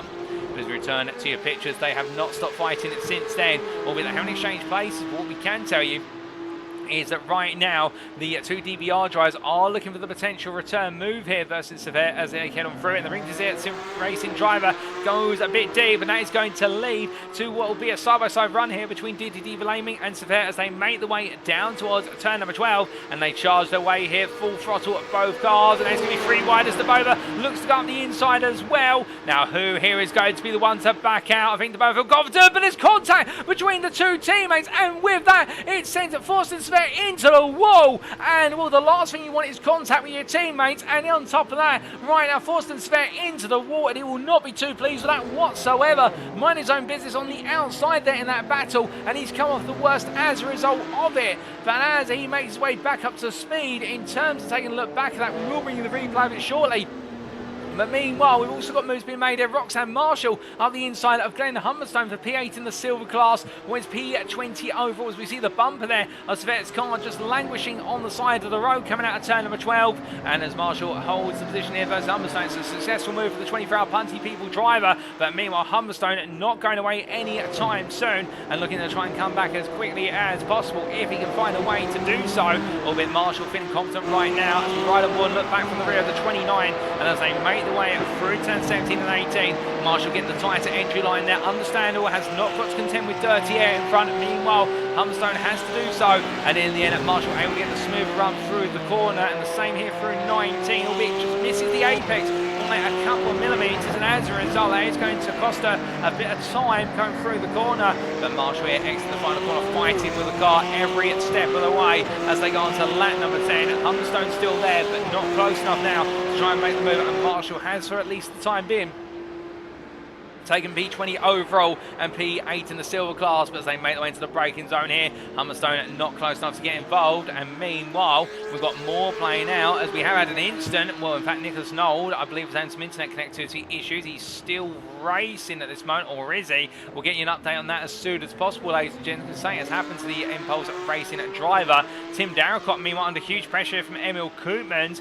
as they make the way on down the back straight. The Effect Simulations driver being now in a side-by-side as they roll their way down at maximum throttle, heading upwards of 155 miles an hour here as they head towards the braking zone. I think it may be a retirement for Nold, ladies and gentlemen. We're not seeing him return to the circuit. It may be a technical fault, and therefore, as Darracott looks up the inside to defend it versus Koopmans, Koopmans is going to try and go around all the outside, and in towards turn 13 they go, and he's going to make it happen here as Koopmans. It's a nice move from the Dutchman, and Darracott has to tuck in behind the Effect Simulations driver, cannot find a way to counter-attack out of 13, and Emil Koopmans gets the move done for P6 gold, P7 overall, and Darracott misses brake marker there and goes a bit deep into turn number 16, and that's going to cost him dear. But Nold is out of this race, ladies and gentlemen. Off camera, we've had a retirement for the Impulse Racing driver, technical issue, and we'll hope all's okay for Nicholas Nold, but his race has come to an abrupt halt, and now it means the Impulse Racing have only one car inside the top three, and that is Philip Hammer in P2 currently, and everybody will be getting a promotion up the field other than Cope, who's your race leader. But as this race continues to time itself onwards in terms of we're at the halfway point of this race now, we look to Nathan Foster, who's recently found his way past Carl Felvis for P4 overall, albeit the silver class leader behind the gold class P4 driver, and these two running nose down quite comfortably at the moment. Felvis, I think, trying to put some pressure back on. 9 and overall top 5 is on the cards here. Can he go a little bit higher perhaps and go for what would be an overall top 4? We'll have to wait and see. But the thing that a number of you have been waiting to see for some time now is that replay of that freeway battle between Forsten Svet, Jeremy Debova and Didi Valaming, and how it ended up in disaster for Forsten Svet. And here is the replay, ladies and gentlemen, to explain exactly what happened. As they made the way in to the braking zone there for turn number 11. The blimp camera not ideal. We'll see if we can get an alternative camera angle for this, and I think we might have had the course helicopter running over them as they made the way down the straight, and indeed we did. So as they made the way on down here, the helicopter catching up, Blaming in the middle of the group. Meanwhile, Jeremy Debova on the left, so they're on the right. Into the braking zone they went. You can see Debova here coming over slightly into towards the braking zone. In fact, are going into the braking zone, making slight contact with the bumper of Valaming, and in return, Valaming with that impact then being shunted over towards Forsten Svet, and Svet really coming off the worst of them all as they made the way through it, and disaster for Forsten Svet as we return it to your live pictures, and not the way he wanted it to go whatsoever. And I can tell you that Svet right now down in what is, I do believe, unless I'm very much mistaken, as we just get back to our live pitch there, ladies and gentlemen, down in P12. So still in this race and still trying to go hunting after positions, but in a wounded car that's going to be lacking a lot of top end speed with the missing front bumper. But as we return to live pictures, you're still looking at the battle for P4 overall between Foster and Felvis as they make the way up through the double right here, turn 17 and 18 down towards 19, and Felvis staying close here as we ride on board with the HFT racing driver. As he makes his way up towards turn number 20, well, the number 77 driver leading the silver class currently by quite the margin over Lucas Milo, a margin of 12 seconds, but pushing very hard there. And I can imagine it right now down in the HFT racing garage, and particularly in the Twitch chat there, Adrian NF might be sat there right now saying, don't push it too hard, you don't need to push any harder, you're already winning in class. That's what all the points are, but you can understand it's a racer's instinct for Carl Felvis. Indeed, for many of the drivers out here, they want more, they want to take more places, they want overall glory just as much as class glory. And the Briton here making his way on through. The S is pushing Nathan Foster incredibly hard, and will Felvis right now really putting on a gold class performance at the top of the silver standings as he makes his way up through turns at 60 to 7. As he battles with that dirty air, you'll notice how, in terms of his position in the car here, and to go for earlier apexes to offset the loss of downforce in the front of the car. And remember, these Porsche 992 Cup cars do not have that much downforce by default. They've got quite an odd downforce setup in the fact they've got the rear wing on the back, a couple of aerodynamic parts, mostly centered, funny enough, around the back of the car, but also some light aero package on the front of the car.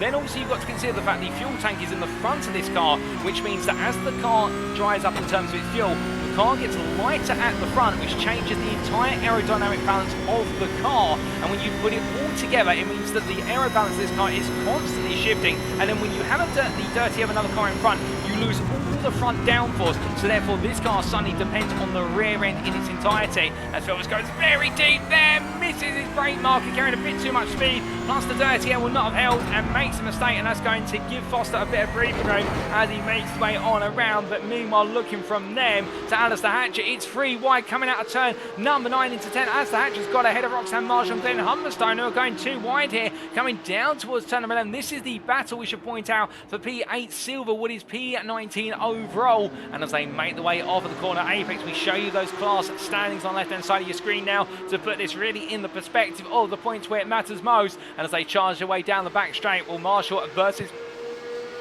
Humberstone. It's not the first time we've seen this tonight, and I don't think it's going to be the last. It's going to be Humberstone for ATEC Racing Purple on the inside versus the 24-hour Punty People driver into turn number 12, I should say, not 13, getting one corner ahead of ourselves. Marshall on the outside there doesn't really have a way in order to make it too wide all the way round, and Humberstone gets the move done for now. But he comes up behind his sister team's car. That's the ATEC Racing Cyan car of what is there, I do believe, Hatcher in the P3 position of the bronze class, and right now they're racing for overall positions as they make the way on through and up towards turn number 17.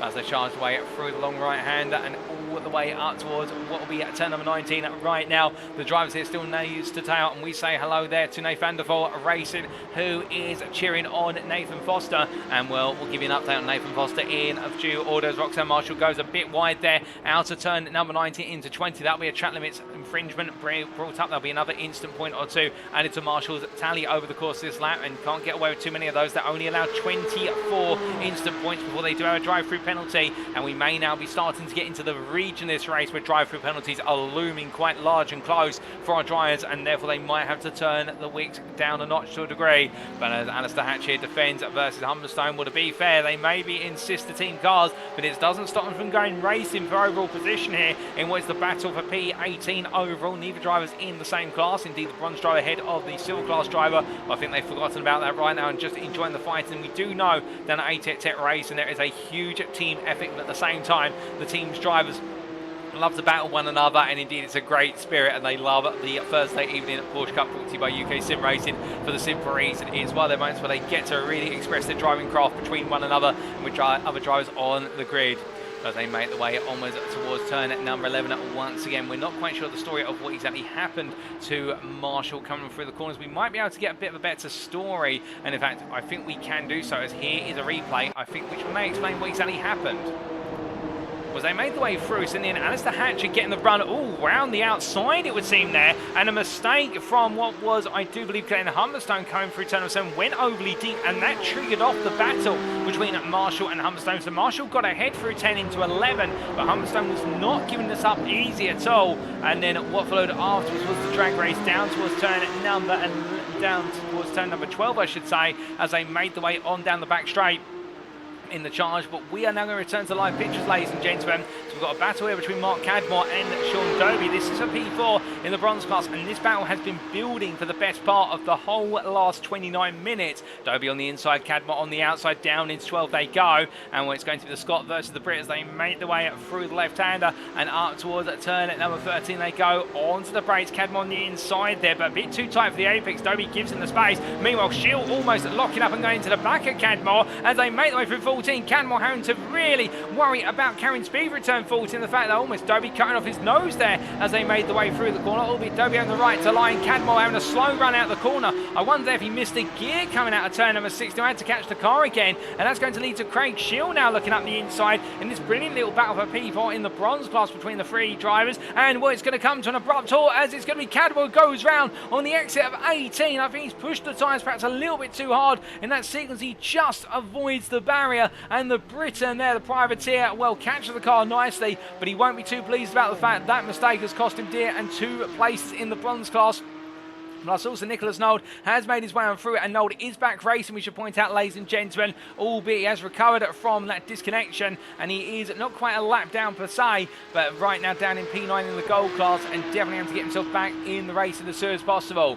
I mean, well, as we look from where's Mark Cadwell, P6 bronze, back up to your race leader overall, and we look to the overall standings here once again. This is Thomas Cope who leads the way for Olympus XGDC. We still does have was the best part of a 4-second gap to Philip Hammer. To be a bit more precise, it's oscillating around the region of 3.6 to 3.7 seconds, and Cope right now continuing to just extract that lead over Hammer, but Oistein Hereford staying with Hammer, and well, Olympus XGDC would love to make it a 1-2 today, but I think Hereford is going to have his work cut out for him if he wants to get past Hammer as they make the way up the hill in towards turn number 1, and that gap is very gently trickling down in the favour of Hereford, and we say that albeit of caution. The fact on the last lap it was Hammer who was a tenth faster than Hereford, but these two continue to exchange lap times, and meanwhile I think we had a bit of an instant further down. That's Roxanne Marshall who's pointing the wrong way, and I believe that is on the exit turn number 12 unless I'm very much mistaken,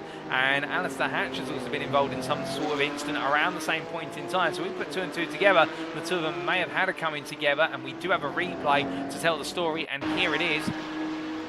Well, this was Hatcher versus Marshall, so we're not quite sure how Hatcher fell behind, but as they made their way into the break, it's only 88 Tech Racing Scion comes in very hot, I think missed his brake marker, and into the side of Marshall, and in the end, well, Marshall coming off the worst of the two, as Hatcher had the ability to see what cars were coming and get himself turned first, and then Marshall, but Alistair Hatcher definitely there, I think a little bit too eager to impress under braking, and in the end coming off quite poorly for it, and Marshall will coming into the pit lane now, the 24-hour Punty People driver. This could be for damage, or this could even be for a drive-through, given the fact the contact between the two drivers will have given them 4 instant points each, and that could have pushed Marshall over her limit. But as they make their way down the pit lane here, meanwhile, we do look to Casper Tunstead for Peak Sim Racing, the Danishman. Not really talked about too much so far, in the fact currently running in a very quiet P6 in the silver class, P13 overall.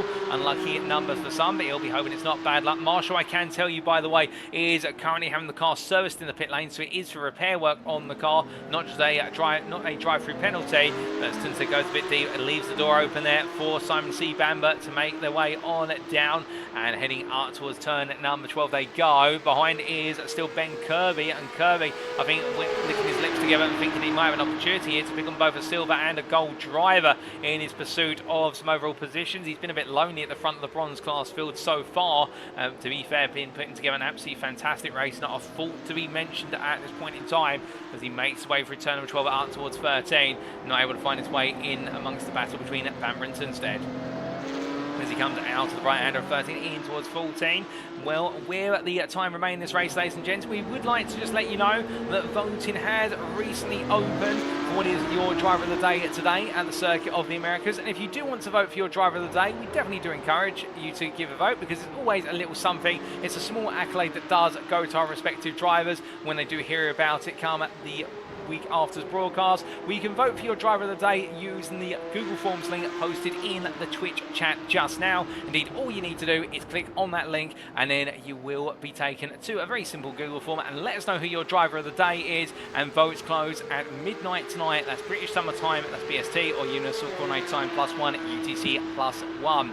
We'd love to hear your thoughts. And in terms of who was the driver of the day at the Interlagos circuit in rounds 1 and 2, well, we had a joint driver of the day between two of our drivers, both getting 20% of the vote. It was tied between Charlie Max and Jeremy DeBova. But will it be one of those two today, or could it be another driver? Well, you can be the guys and girls at home to let us know. Do cast your vote, and we'll remind you again a little bit later.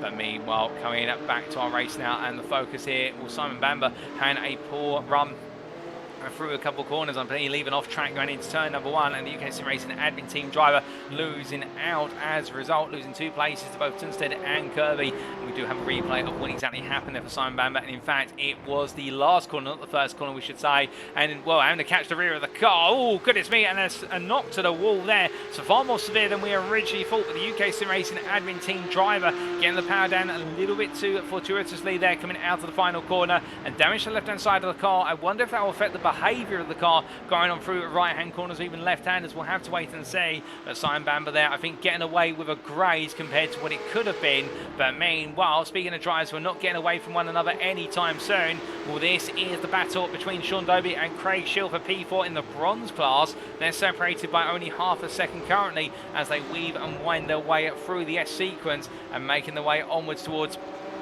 It's turns 7, 8 and 9 now, coming into 8 literally as we speak.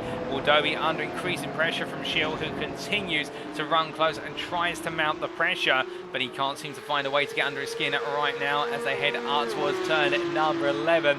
And as they head in towards the braking zone here, will Craig Schill right now eager to make some progress as a lock-up for Sean Dobie, and this could be everything that Schill needs to really get the impetus and the momentum on his side. It's going to be a drag race now down towards turn number 12, and as we ride on board the rear of Sean Dobie's car, you can see the Clicks Racing driver 2 tenths between them. The tow is gradually working in Schill's favour. Schill trying to use as much of the slipstream as possible. It's going to take a long time where he gets there, but he's going to get alongside now as they enter the braking zone. Dobie on the left. It's going to be Schill on the right of your picture. Schill up the inside. He goes. Does he make his break point? No, he overreaches the mark slightly, but gets it stopped on the exit curve, and Dobie's not close enough to get fully back alongside. But what he's going to try and do is get Schill to go deep on the inside into 13, but Schill makes it count out turn number 13 and gains the place. place. Craig shot onto P23 overall, P4 in the bronze class there for the ATEC Racing Team Cyan driver and the Clicks Racing car. Sean Dobie loses the position, but then again it may not be over between the two of them just yet. But meanwhile we look from them to Forsten Severe and Diddy Laming, as I believe there's been an incident for Laming at turn number 8, and I think he's ended up in the gravel somehow. But the number 7 driver there, well, the fortunes have not favoured him today after that brief shunt with Jeremy DeBova earlier, his teammate, and now that will lose in a place down to P5 in the silver class. And well, I think he'll be trying to regather himself, reconsolidate and go racing once again. But Forsten Svet has moved on through and got what is now almost a 10-second advantage over Didi Laming. So quite a sizable mistake for the Belgian driver. But what exactly was the mistake? We'll try and find out very shortly. In fact, we can give you a replay. Here it is in terms of what happened. So making his way in towards what was their turn number 7 and now into 8 on the apex curve, and the car just pulling to the left there. I'm not quite sure what happened to Didi Laming. Was there a technical issue with the car or something's gone wrong? The systems had to be reset with the sim rig because the DBR driver just suddenly going all the way over to the left, and with a lockup as well, so having to really catch the car before it end up in the gravel. But an unexpected moment there, and Forsten Svet will take that place back, and I think that will be one that he will say he's grateful for, but a bit unsure as to how it's come his way. But meanwhile, as we return to live pictures, ladies and gentlemen, we look to two drivers who, after one of them passed the other much earlier on, and now they're coming back together once again. And this is Emil Koopman's Apex Misses, P6 in the gold class versus Tim Darracott. They're battling for P7 overall, but it's that P6 of the gold class in particular with some big points up for grabs here today, given the fact we do have the heat and feature race rounds points merged together to make sure this week weighs the same amount as what would be a double race week. And as they make the way on through at turn number 6 into 7 here, Emil Koopman's holding a gap of half a second currently to Darracott. I think Darracott may have been pacing himself in this race. I think respecting the fact that he's not quite got the pace to chase down the top 5 of Wes Cope, Hammer, Hereford, Foster and Holmes, but instead what he can do is make sure to take P6 near off of Koopmans and let Koopmans wear himself out as this race goes on. And remember, we have now only got the best part of what will be 6 minutes plus the final lap here to go. Indeed, all the drivers will find that tyre life now is really getting to a pinch point, and with that it means even the smallest of mistakes could be the most costly as this race starts to go down to its closing stages. As Koopmans charges his way down the back straight and up towards turn number 12, heading into the braking zone shortly here. Darracott still with him as they head on to the anchors. And through the left-hander they go. Well, Koopmans are right now doing everything he needs to right in order to be able to get the job done. But as they make the way in to the right-hander here of turn number 13 into 14, well, Koopmans still having to do everything right in order to try and hold that position for as long as he can.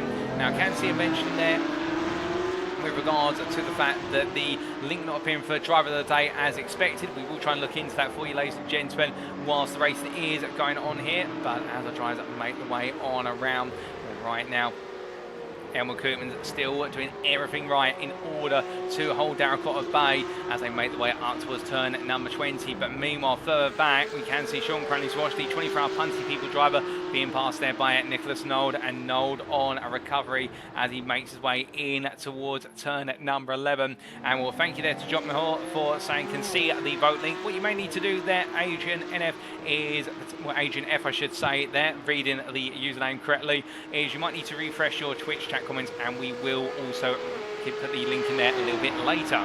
But as they make the way on down towards turn number 12, meanwhile, we do look from these guys back up to your race leaders, and in particular your second place driver of Philip Hammer, who has brought the gap to Thomas Cope down now to what is 3 seconds so far. And well, as we look at the time delta between the two drivers here in terms of how they're gradually coming together, you can see with regards to that time delta on the bottom right hand corner of your screen that Hammer versus Cope, the gap on lap number 13 was almost 4 seconds. It has come down to 2.6 seconds as the start of this lap, so going off of lap 18 into 19. But perhaps the more prevalent issue here is in the fact when you look to that gap between what is Hammer and Hereford, Hereford has been really staying close. Within a second every step of the way over the course of the last 6 laps, which is phenomenal consistency here from Hereford. Indeed, both drivers here delivering the laps, no question about it. But the point being that Wesley Hereford keeping that pressure on the Impulse Racing driver and just looking to try and get a mistake out of Philip Hammer. But I can tell you one thing, ladies and gentlemen,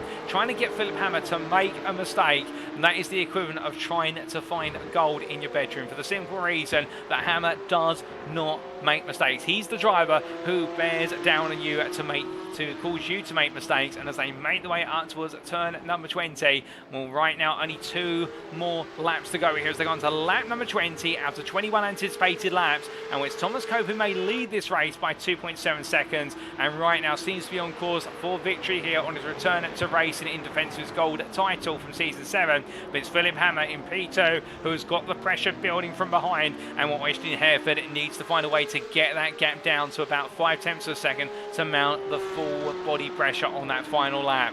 But from then we looked at Emil Koopmans here, who right now is caught up behind Carl Felvers, and in fact Felvers, who was chasing down drivers previously as Tim Darracott, they're going a bit slowly out the final corner. I think the Effect Simulations driver may have just had to catch the car at the corner. He has got Lucas Romano closing. Romano's going to have to run up the inside here for position. He's going to go all in. Darracott's going to try and pinch his nose to the apex. He does exactly that. The Briton does not want the silver second place driver coming on through, but coming back to the foot of Carl Felvers, it looks though the HFT Racing driver is starting to fall off a cliff, because the last lap from Carl Felvers a 2:14.48, and to give you that comparison of the lap time history between himself and Emil Koopmans, we'll look at this, ladies and gentlemen. Over the last 5 laps, that gap has come down at almost what is 1.5 seconds a lap. I think Felvers' tyres may have hit a cliff, and this could mean that right now Felvers is under pressure. He's got 1.5 laps to go, and well, if he loses the place to Emil Koopmans and Tim Darracott, I don't think he's going to be too worried, but it's Lucas Romano who's almost there with him.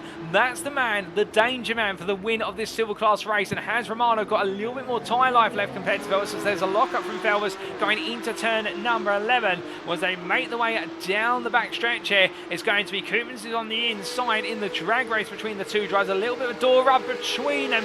Koopmans there trying to give himself as much room to the apex versus Felvers. I think Felvers will be just simply saying, well, I'm giving you literally the entirety of the inside of the circuit. What more do you want? As there's a lock up there from Felvers, I think his tyres have gone. I don't think Felvers has got any rubber left, and he goes wide out of turn number 12. This could be Lucas Romano's opportunity as they make the way into turn 13. Romano looks up the inside, and he's going to take the lead for the silver class as the RPM driver.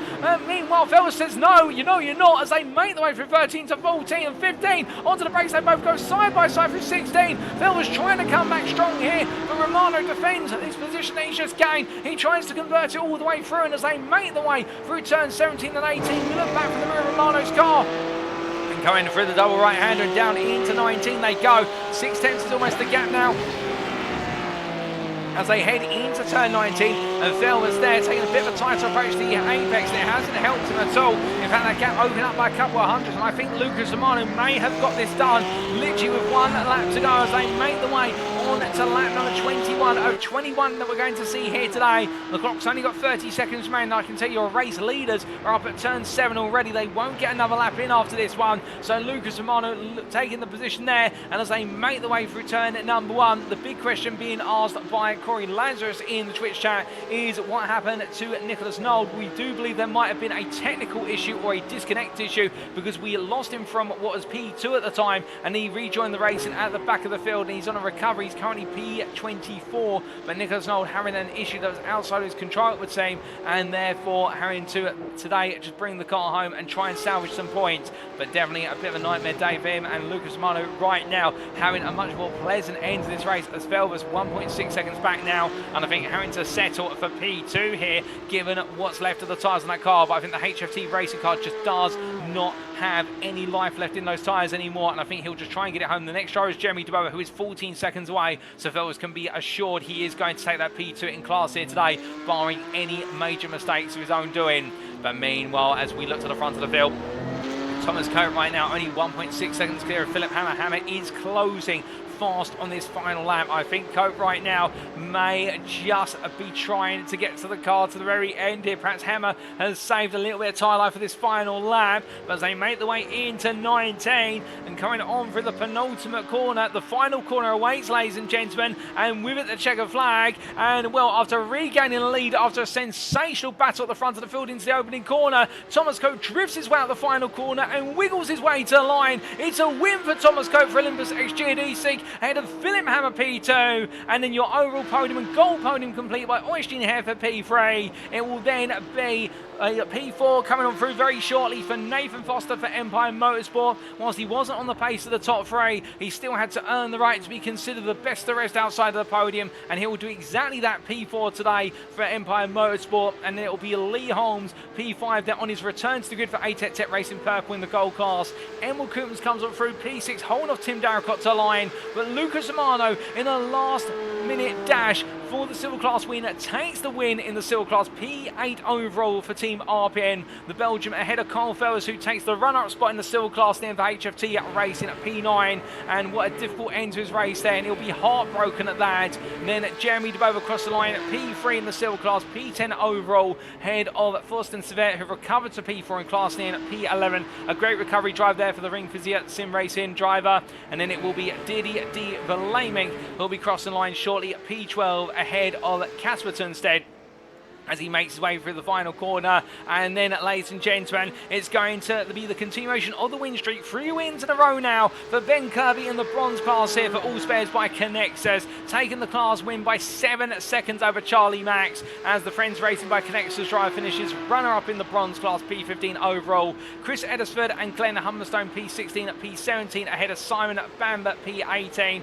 as they all make the way up the hill. And then it will be very shortly Gus Franken P19 for RPM ahead of Alistair Hatcher, who as he chases after there the car of Grunstrom. That is a lap down, while Alistair Hatcher will be P20 overall, and your final podium finisher in the bronze class, third place in bronze. And then last but not least, on the lead lap, P21, Sean Cranny-Swash for 24-hour Punty People. He completes all of the drivers who finished this race on the lead lap.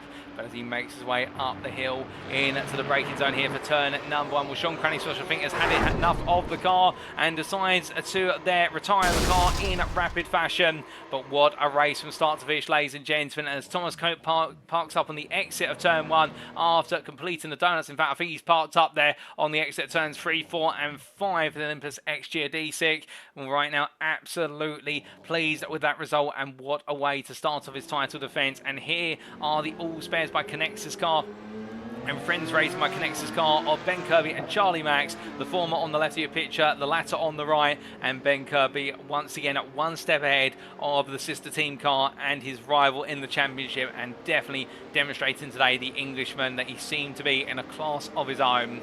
And meanwhile, Lucas Romano, well, what can we say other than what a measured race towards the end, just coming back late in the stage. We thought that Carl Felvers had got things done and dusted, but then the pace falling away for the Briton, and Belgian was there in the last couple of laps and showing once again these endurance races, they really are marathons, not sprints, and Lucas Romano embodying that, there's no doubt about it. As all of our drivers cool off and make the way to the pit lane, let's take you through those race results subject to any steward inquiries. And here they are, the full race results, ladies and gentlemen, on your screen. And as we can see, after 45 minutes of racing in round number 3 of the UK Sim Racing at Porsche Cup Season 8, brought to you live on the official UK Sim Racing Twitch channel and hosted on the iRacing Simulator platform, available only on PC, Thomas Cope taking the overall win and the gold class win in the end for Olympus XGD6 by 1.4 seconds over Philip Hammer for Impulse Racing. And well, for Hammer, you've got to feel in the fact, I think he all felt as though he got the lead into turn number 1, only to see the third place finisher in the end of Oystein Hereford come rocketing up the inside. And I think in all of that commotion, Hammer wasn't quite able to get turn 1 set up the way he wanted to. And from that point, Thomas Cope was able to find his way back forward. And whilst Hammer brought that gap down multiple times, he wasn't quite able to take the final step and overcome the hurdle that is hunting down Thomas Cope. But then P3 Oystein Hereford for Olympus XGD6, putting some late pressure on Hammer as well. But today making it a 1-3 for Olympus XGD6 ahead of Nathan Foster for Empire Motorsport.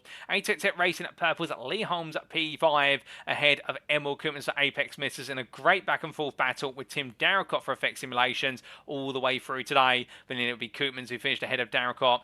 Darracott P7, then ahead of Lucas Romano, the overall P8 finisher, your silver class winner for RPM. A great drive there from Romano, measured drive, and Carl Felvis just missed out on the silver class win. But P2 in class for HFT Racing, some huge points scored once again, and knowing that today went the best it possibly could. I think feeling as though there's plenty more rounds to come, and that championship fight is definitely going to be a long one.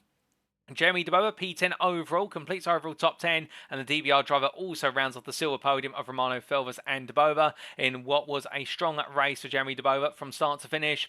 And then at Forsten Seferd, P11 there, best the rest overall, P4 in the silver class for Ring Fizier Sim Racing after that contact between himself, Jeremy DeBoer, and what was, I do believe, DD Delaming, but able to recover and finish ahead of DD Delaming, who was P12, and then Casper Tunstead at P13 in a very quiet race for the Peak Sim Racing driver ahead of what was a absolutely dominating race in the bronze class for Ben Kirby, P14 overall, but bronze class winner, and the All Spares by Connexus driver taking the win in the bronze class by 7 seconds over Charlie Max, who finished runner-up P15 for Friends Racing by Connexus. Chris Edison P16 ahead of Glenn Humberstone in what was definitely not a race to be remembered for the pair of them. And then Simon C. Bamber P18 there ahead of the drivers to complete the top 20 of Gus Franken and Alistair Hatcher. Alistair Hatcher P20 overall, but third place in bronze, completing the bronze podium there of what was Kirby, Max and Hatcher for ATEC Racing Siam. Then Sean Cranny Swash, the last lead lap finisher, P21 for 24 Hour Punty People. And then finishing a lap down, Craig Shield P22, Sean Dobie, Nicholas Nold with that unfortunate disconnect midway through the early stage of the race, but good to see him get back on the grid for Impulse Racing and be able to bring the car home and pick up some key points. Roxanne Marshall, Mark Cadmore and Nicholas Grunstrom for Peak Sim Racing, who started from the pit lane. I believe there might have been a technical issue with the car before he could go racing, and that's why he started the race effectively a lap down. And then last but not least, 2 laps down the end at WS Racing Esports is Marcel Fritsch with an unfortunate mid-race incident which cost him dear, but still able to get to the finish. That means all 28 of our starters, ladies and gentlemen, will be classified as race finishers, and they will be allotted points. But with that, that concludes our racing here today at the Circuit of the Americas. And a fantastic race, there's no doubt about it. Because not all the racing, whilst all the racing may be complete, we still have not quite finished our broadcast for today, in the fact that very shortly we're going to be taking a step away for our post-round interviews with our drivers. Indeed, we're expecting or hoping that some of our drivers will volunteer their time to come and join me in the commentary booth and give me their thoughts on what's definitely been a tiring and intense race today. But just before we step away, a quick reminder that in the Twitch chat, once again, we have posted the link to the Google form for voting for your driver of the day. It only takes 2 seconds, ladies and gentlemen, and the drivers do appreciate it. Do cast your vote for your driver of the day here at the Circuit of the Americas. Votes close as of midnight tonight, British Summer Time, that's BST, or Universal Coordinator Time +1, UTC +1, and we'll let you know who was given the driver of the day award for the Circuit of the Americas come the start of next week's broadcast. But until then, we're going to step away for a brief moment, and we'll be back in approximately 10 minutes time for the post-round interviews. Don't go anywhere, you won't want to miss them. They're coming up shortly.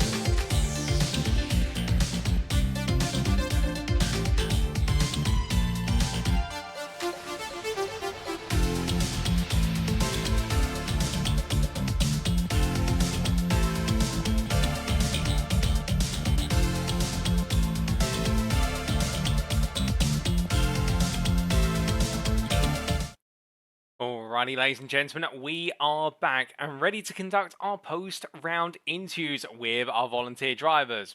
And it's quite fitting today in the fact we're going to be having 3 interviewees and they are going to be our 3 class winners. And well, whilst we'd normally start off with our gold class winner and work our way down through silver and bronze, we're going to shake things up today and do things a little bit differently by firstly hearing from our silver class winner of Lucas Romano from RPM, because we haven't heard from him this far this season and we would love to hear from the number 39 driver. So he's coming up first, and then we're going to be hearing the story of Olympus XG D6 Thomas Cope in the gold class, who really was the man up front to catch today. And then we'll be hearing from All Spares by Connexus Ben Kirby in terms of his win in the bronze class and getting fighty with the gold and silver drivers around him. But without further ado, it's my pleasure to welcome to the interview room none other than Lucas Romano, and as he joins me in the interview room, good evening to you, Lucas, and what a drive for yourself today. It looked as though it was going to be second place for a long period of time, but with 2 laps to go, you took the lead and there was no looking back. You must be absolutely proud of your drive today. Good evening, Paul. Yes, I'm quite happy. As you can imagine, Kyle and we tapped in the first corner, and then I had a little damage, so immediately I went all in for saving my tires, and it worked out really well. Oh, indeed, what a way to make things work. And well, we'll come on to the race start and the tap very shortly as we just start to look back at some of the race footage.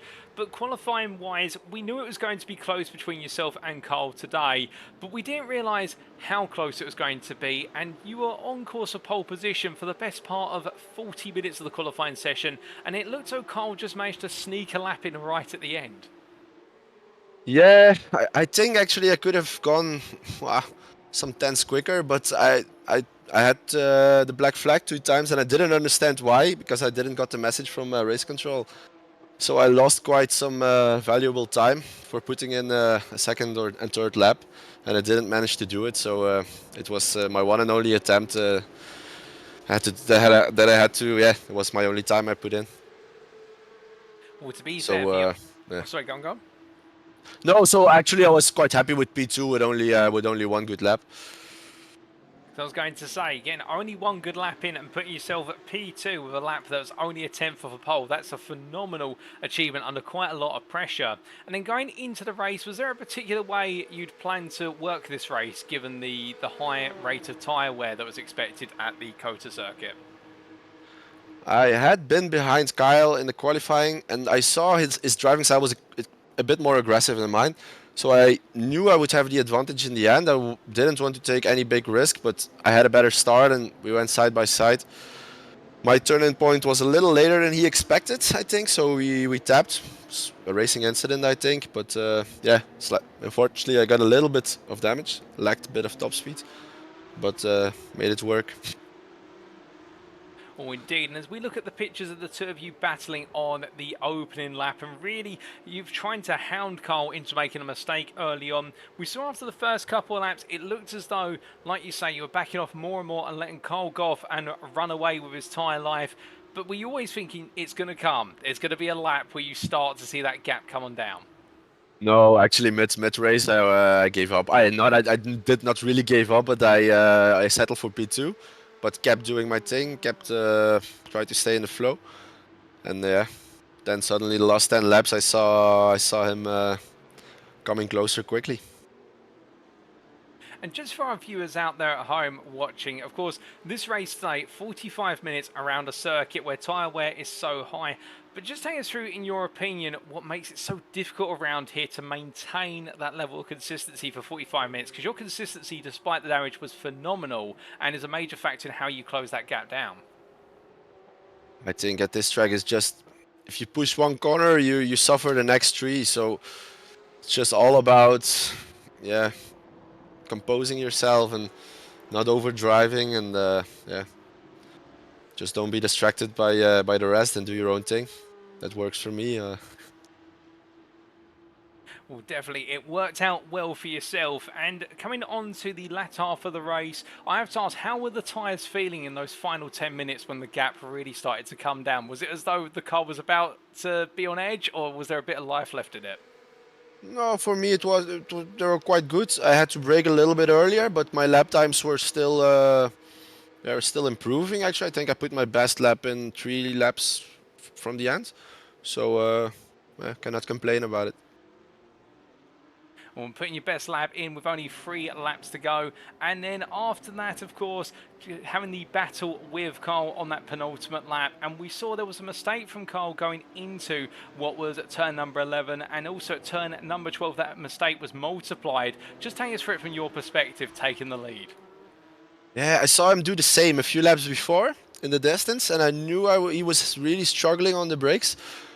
So I was hoping I could make a move for it, but yeah, he yeah, he made a mistake, and then yeah, it just happened. Tried to be careful and not hit him again, but turned out good. Well, indeed, it was a good move for position, making it count when it mattered most, and then only 1 lap to go. And shortly after the checker flag waved, it must have felt like a huge sense of relief to take the checker flag as the silver class winner. Absolutely. Yeah, Well, felt very good. oh, that's absolutely brilliant to hear. And of course, we're only in the early stages of the championship. 3 rounds complete, still another 10 to go. And next time out, of course, we make our way to what will be neighbouring Detroit City for the one and only Grand Prix at Belle Isle. How are you feeling for the street circuit? I haven't driven 1 lap, so I'll tell you next week. Well, that's a fair play. We look forward to seeing how you get on in a week's time, Lucas. But just before we let you go, is there anybody you'd like to give a shout out or a thank you to live on the broadcast tonight? Yeah, the team, as always, we had some good practice sessions that we hosted, and I felt well prepared. So yeah, thanks to them.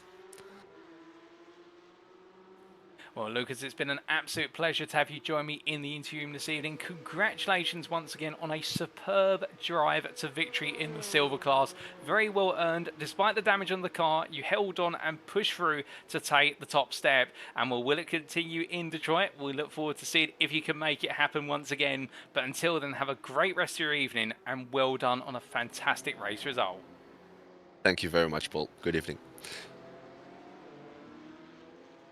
So hearing there from Lucas Romano, our silver class winner for RPM, absolutely jubilant at putting together a phenomenal performance. And interesting to his thoughts there, in qualifying first, he only getting 1 representative lap on the board due to a couple of black flags being assigned to him. And from what I've been gathering down the paddock, there have been a couple of black flags that were given out erroneously to a number of different drivers by the automated iRacing system. So we're not quite sure what's happened there.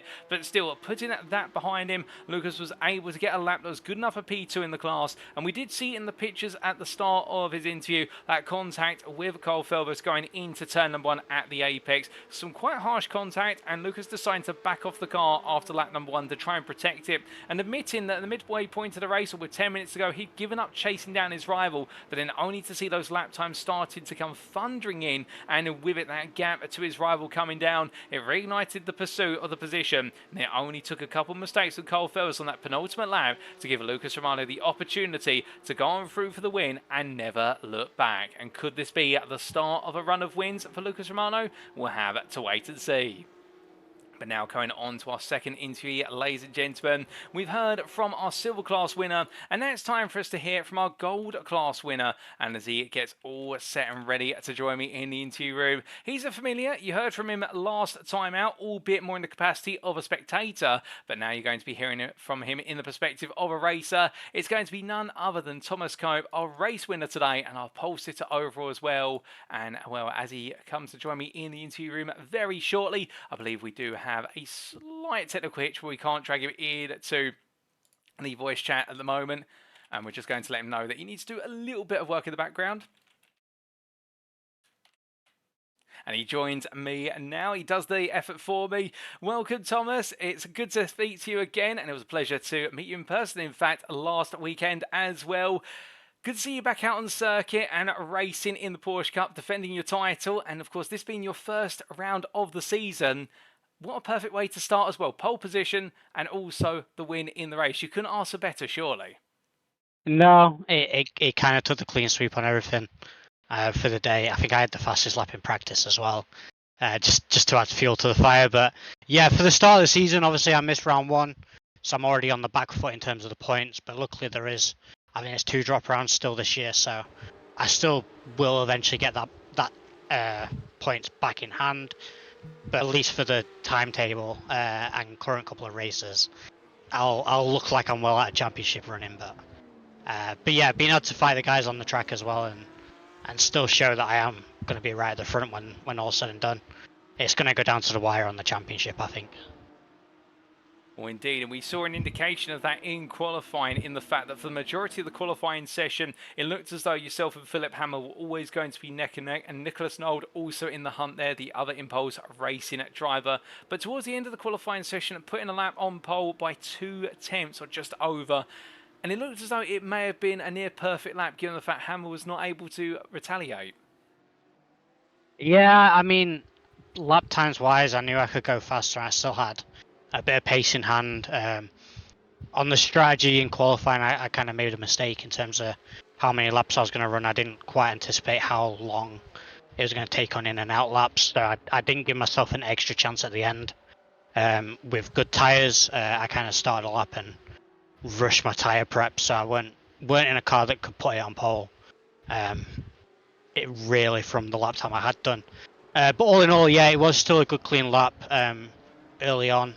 Just not pushing the braking zones 100%, but still being able to keep it towards the top end of pace of what I could have done. And then transitioning from qualifying going into the race, of course, it was always going to be a drag race up the hill into turn number 1 between yourself and Hammer. But as you made your way into the braking zone, well, before even getting there, it was a bit of a poor launch off the line by comparison with what we're used to from yourself. Yeah, I'll put that down to rust. Obviously, I didn't race last week, so these guys have quite a bit of practice on that before me. So yeah, other than that, it was a poor launch, but obviously I got jumped by Oyston and Philip and Older around the outside really. But up into turn 1, Oyston almost did me a favour, running in a little too hot, and he took Philip a little bit with him, and I was able to just root back up the inside and take the lead straight back away from turn 1. Now, I have to ask, with that playing out, it was an ideal situation. You retook the lead, and from that point onwards, we saw Hammer and also your teammate Oystin Herford and even Nicholas Nold, all 4 of you staying together for the early stage of the race. Albeit then it was the 2 Impulse racing drivers who seemed to be chasing you for the opening at 5 to 6 laps. Had you set your car up to run in clear air? Because it looked as though as soon as you were the leading car, you just were a little bit untouchable up the front, at least for the first half of the race. I won't give too much away on my strategy and on my my car setup in terms of straight line and stuff, but yeah, it's just what it is. I have good straight line speed, and I think the Impulse cars were running quite a bit more rear wing. They were really fast through the final sector 4, through a lot of the high speed sweeping corners, and through the S's early on. So they had some good cornering speed, but it did look like that hindered them quite a bit. Obviously, then down the straight. It was interesting to see the contrast there between your car and your rivals, and also the contrast in terms of how the gap between yourself and your rivals opened and closed. And we did see around the 3/4 mark that gap between yourself and Philip Hammer started to come down from 4 seconds to 1.6. I have to ask, at that point, was that more you just controlling the gap, or was that the tyre degradation now starting to play a bigger factor in the race? A lot of it was just me controlling the gap and maintaining the speed, knowing how much time I had left in the race and not burning through the tyres. I did have an incident with Mr. Doby towards the end on the final lap that actually hindered my speed a little bit. And the last lap, I think I lost a second and a half to 2 seconds due to it. But yeah, a lot of it was just maintaining and keeping the gap behind and not being too harsh on the tyres. Obviously, this being the endurance round, tyres play a big factor, especially with the track temps. We had track temps 37 degrees C today, so it was a really warm track, and it really pushed the tyre deg throughout the race. Indeed, but able to manage it all the way through and managing that gap despite a slight incident towards the end of the race and coming out to the final corner. It must be a picture you're all too familiar with now in terms of the fact taking that win. Philip Hammer close behind on your heels, but not quite enough to get ahead of yourself and back in that driving seat at the front of the field. Yeah, I'm pretty sure Philip's got some great pace, so we'll be switching and changing throughout the whole championship. He'll have a good round where he dominates me like last round at Suzuka last season. So we'll see. I know he's got pace in the bag at some tracks, and I know he's faster in a couple as well. So we'll just have to wait and see how that goes and take it as it comes and round by round, really. Almost definitely. And speaking of change and changing fortunes between drivers and coming on to change with regards to yourself and the team, this season running as a collaboration team between Olympus and Geodesic, but also running a special livery on the car, I believe for the month of October, in support of breast cancer awareness. Yeah, so I'll take the two changes one by one. So obviously not having any other Olympus teammates within the league, and it's just myself representing Olympus. We wanted to give ourselves a shot at defending the championship. It's still in the team's championship, especially with there being two impulse cars on track. So Oyster messaged me with an offer the other day, which we were happy to take up and sort of join together to give ourselves a shot at the team championship, really. And Oyster's a great driver, so I'm sure he'll be out fighting with us right at the front someday. But yeah, moving on to the second change, sporting a new livery for the month of October. All our Olympus drivers are running the pink ribbon livery to support the women. Any mothers, sisters, daughters, friends, and even for some of our teammates, female teammates that we have. We do have a couple of drivers currently dealing with this sort of situation within their family in the current present time. So it means a lot, the month of October, to us as drivers and us as a team. So we're doing everything we can just to support the cause and really promote everything about it. All our drivers have made a donation and supporting in every way we can. We're all supporting the livery. And yeah, we're all doing what we can to keep the awareness alive. Well, that's fantastic to hear, and all for a good cause at Olympus Esports. And what a way to bring attention to something that, like you say, with regards to the team, multiple drivers experiencing situations with family members, experiencing breast cancer or suffering from it, we should say. And what a great way to support the cause there. And ladies and gentlemen, I do stress that if you want to know more, do look up Breast Cancer Awareness Month on Google and find out how you can support the cause as well, because it is something that does affect more and more of us in our everyday lives, and that really being highlighted by the Olympus Esports team. But then, Thomas, coming back to yourself, albeit perhaps a little bit selfishly here, but of course a great result here today. In a week's time, we make our way to the state of Michigan for the Detroit Grand Prix at Belle Isle. The circuit may not be around anymore in real life, but it's very well much alive in the world of sim racing. And are you feeling alive and ready for the street races that are ahead? I'm feeling alive, ready to hit the wall for 25 minutes. Very tricky track, very bumpy. If you've got any fill-ins, they're not going to be staying in for the whole race day. So very tricky track. It's going to be something to watch out for. We're all, as drivers, going to really have to put our practice in just to be able to run a single lap around there. Let alone, even with the sprint round, and the shortened format, it's still going to be a very tricky event for everyone on track. So I am looking forward to it. I do have prior practice there and prior laps in other events. So it's going to be an interesting round, and it's still going to be a bit of a tyre race. Some very mid-speed corners that take a lot of your tyres, and it's a very high deg track as well, with it being a road course. So, and any tyre scrape and wall hit is going to really hinder your speed. So it's going to be tricky for the full round. Well, we do look forward to seeing if you can rise to the challenge and carry on your form in Detroit. But just before we do let you go, is there anybody you'd like to give a shout out or a thank you to live on the broadcast tonight? Yeah, everyone at Olympus really supporting the cause for October, for breast cancer awareness. We're all doing what we can.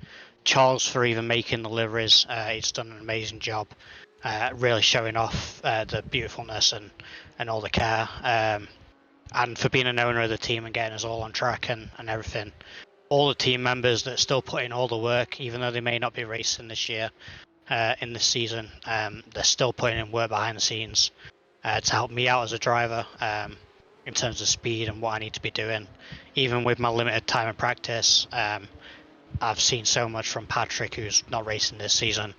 That's actually helped me get the pace straight on the pad today when I was able to practice. Everyone at the team behind the scenes for everything they do, all the sponsors, HSR, IMP Racewear, Grip Engineering, they're doing an amazing job with our cars, getting us there, getting us where we need to be and making us look dope while we do it with the team gear. And just my friends and family and at work and everything that I've been watching. And there's a couple of them there from work at least that I've been watching tonight. So hi to them, and I'll see you all in the morning on the early door shift.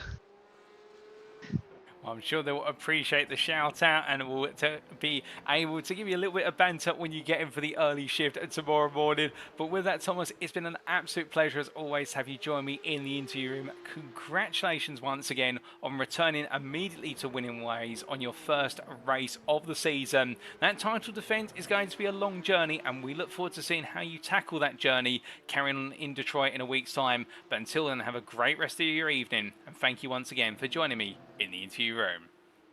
Thank you very much, Paul.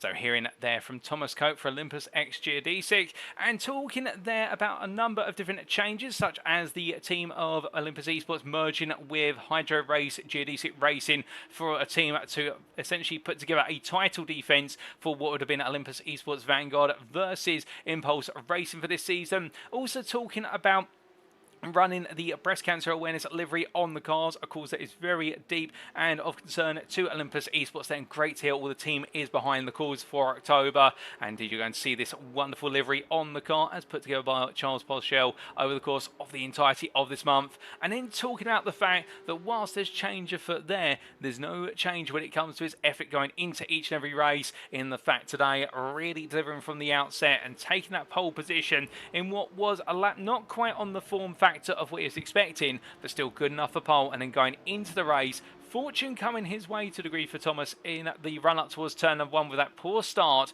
albeit perhaps a little bit of rust kicking in there, and he'll be looking to get rid of that rust, but at the same time appreciative of the fact that his teammate Austin Hereford coming in hot on the inside, it really disrupted the rhythm of the Impulse Racing cars that have got ahead, and that enabled him to get ahead in the end and well managed the race from that point onwards. And whilst he didn't give away any of the secrets about his car, definitely there a little bit of an insight and something we thought we might have observed with the fact a bit more straight line speed in the car in terms of perhaps not running as much rear wing versus the Impulse Racing cars, and that would explain the fact that in the corner sequences we did see the Impulse Racing team close up, particularly in the early stages, but once that dirty air and tyre degradation started to combine together, they fell back, and the Olympus X Geodesic car of the number 64 Thomas Cope was able to run away to victory and manage that run at every step of the way. And can he do that again in Detroit when we return to the heat and feature format in a week's time? We'll have to wait and see, but definitely we have got a championship defense that's underway, and well, that's going to set us up for a thrilling championship to come. So now coming on to our last interview, ladies and gentlemen. You've heard from our silver winner, you've heard from our gold winner, but what about if we hear from our bronze winner as well? Well, we're going to do exactly that as we get ready to hear from the man himself, Mr. Ben Kirby, as he gets ready to join me in the interview room. And as he does so, we'll get to hear about what was quite a lonely race for the bronze lead, but not lonely when it came to battling with silver and gold class drivers. And in fact, as he does join me now in the interview room, good evening to you, Ben. And well, that's 3 wins on the bounce. I'm not going to say you're the favourite in the Bronze Championship already, but it's got to be a good omen, surely, in the fact that after Interlagos, fortune perhaps a little bit on your side in the second race of the day. Here today, it looked as though it was perfection from yourself and the All Spares by Connexus team. Yeah, well, good evening. Another good week, so that's the main thing. I wasn't really expecting it, to be honest, so to come away with the win was quite exciting. It was a long old race. 45 minutes does drag around here, especially as you've mentioned many a time with the tyre degradation and stuff. So to get round and actually cross the line was a celebration in itself with me and Charlie in the chat together. So we both had a little party for just crossing the line without looping it. So yeah, it was good. Well, indeed, fantastic. And a 1-2 for yourself and Charlie Max, which is always fantastic to see. On top as well for the sister teams. But focusing on yourself and qualifying for a brief moment, I have to ask, is the Circuit of the Americas perhaps a circuit that you enjoy, or you perhaps don't like it, but it's one that you seem to enjoy when you're behind the car? Because that pole lap was absolutely staggering, 1.1 seconds compared to your rivals. It depends if you want me to lie or not. I started the week Monday night. We started our practice after a weekend at Petit Le Mans. So we started our practice Monday night, and the car was horrible. We worked on it throughout the week and got it to where it was. And qualifying, to be honest with you, Paul, was a complete and utter fluke. I don't know what happened. I did a out lap, fast lap, cool down lap, fast lap, and the fast lap was the 13 flat. I've never gone that quick round here. I don't know what happened. Yeah. So when I set that time, I was like, that's going to be up there. I knew that Charlie could push it. I've seen him do quicker than that in practice. I knew that he had it in him. It was just whether he could do it on the night. And luckily for me, I managed to keep pole. So as you say, it was quite a gap. So it was nice knowing that I had that gap at the start of the race as well. So. Well, fluke or not, a phenomenal pole lap, and then going into the race itself, starting P15 on the overall grid. You were sandwiched in amongst a majority of silver drives, 1 or 2 golds as well. And very early on in the race, we got to see you exchange quite a bit of battles with the likes of, say, Simon Bamber and Gus Franken. It looked as though you're enjoying yourself out there. Yeah, it's good. It is really good getting up with the other guys and seeing how I sort of compare and where I'm losing time. But at the same time, I was just talking to Lucas in a different chat room and was saying that they're not my race. So that's really quite difficult because I don't want to ruin their race. I don't want them to ruin my race because I'm leading bronze and they're doing their own thing. But at the same time, I've got to get away from Charlie because I know what he's got in him. I know that he's got it in him to catch up with me. So there was a few times where Simon, correct me if I'm wrong, I think it was Simon and Gus, I'm not too sure. They were battling away, and I was losing time and dropping time to Charlie, so that was quite frustrating. But I didn't have the car or the confidence really to get round them and then run away. So it was just best to sit tight and manage the race. I think is the key. The key word is managing it and making sure that it got across the line in the position it was. Well, a good point there with regards to the fact if you couldn't make the breakaway, just managing the race, and I think a sensible approach as well. And as the race went on around here, of course, we've talked a lot about tyre degradation, but I have to ask, with regards to the track evolution, did you find that as the race went on, the track became a little bit more compliant with the rubber being laid down, or was this track continuing to be one of those ones where as soon as you pushed it even slightly, you felt it very quickly on the rear end of the car? For me, it's obviously, as I mentioned last week, I'm only bronze, so sure some of the faster guys will either agree or disagree. But for me, there's like there's a crossover point if you imagine it on a graph, where the track is coming to you, but the tires are fading away at the same time. So you end up with a sweet spot in the middle where the tires are good, but the track is also coming to you, and then the track is still coming to you right the way to the end of the race because the temperature's dropping, but the tyres are also starting to feel it. There was one lap when it got a little bit loose on the exit of turn 1 and the heart came into the mouth for a second. But yeah, I think there is a crossover point where it all equals out, and that's where some good consistent lap times can come. And I was able to build the gap to Charlie there and sort of manage that for the rest of the race. It came down at the end, but that was me just trying to let the car get to the end rather than set fast lap times. Oh, and that's a fair play. And we appreciate that insight there with regards to the crossover point, if you will, between the track condition and the condition of the car. And now, with a third win in the bag, I have to ask firstly, coming across that line right at the end, it must have been a huge sigh of relief to know that you made it on through. Perhaps 1 or 2 off tracks here and there just for minor track limits, but nothing major and a faultless race to take the checker flag. Yeah, it really was one of those. I pulled across the line, flash of the lights, and sort of it was, that's done. That's out the way. It's finished. Yeah, the off tracks come with just letting the car go and letting myself relax at the end there, just to, as I said, just to get it round. it really is a rewarding thing to cross the line, and of course do it in first place is another bonus. So it was good. I stayed consistent. I didn't do that in practice, especially the Monday night that we practiced. The car was all over the joint. I was absolutely everywhere, locking it up, spinning it.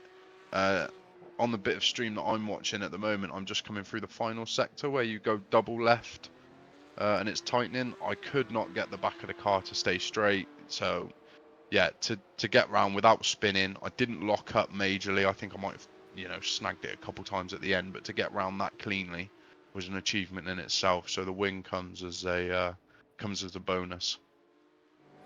Oh, indeed. Just getting to the end, like you say, is a huge achievement in of itself, and then the win on top, the large portion of icing on the proverbial cake.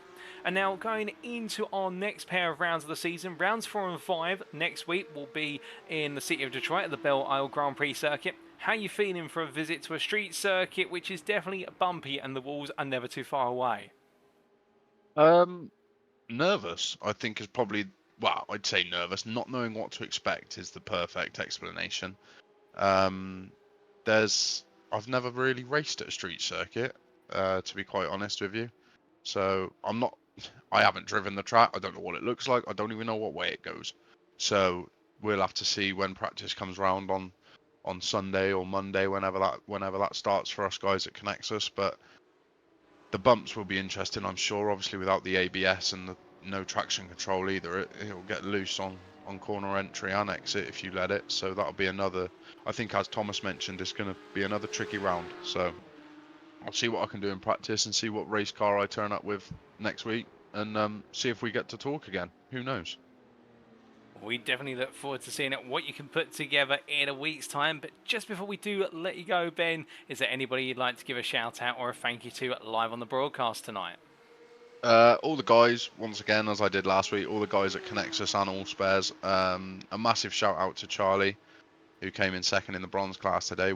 As I've mentioned in this interview, we started the week with an absolutely honking car. It was horrible, but we worked at it, spoke each other through different setups and what did what and this did that. So by Wednesday night, we left with a solid race car under our belt, and yeah, big shout out for him, always keeping me honest, always pushing me on, and helping with little things like setup. So big shout out to Charlie, shout out to the other guys that couldn't make it tonight, and we'll see you all next week. Well, Ben, it's been an absolute pleasure to have you join me in the interview room. Congratulations once again on making it 3 wins in a row in a perfect start to your season in the bronze class. And well, will it continue in Detroit? We'll have to wait and see. But until then, have a great rest of your evening. And thank you once again for joining me in the interview room. No worries. Thanks very much, Paul.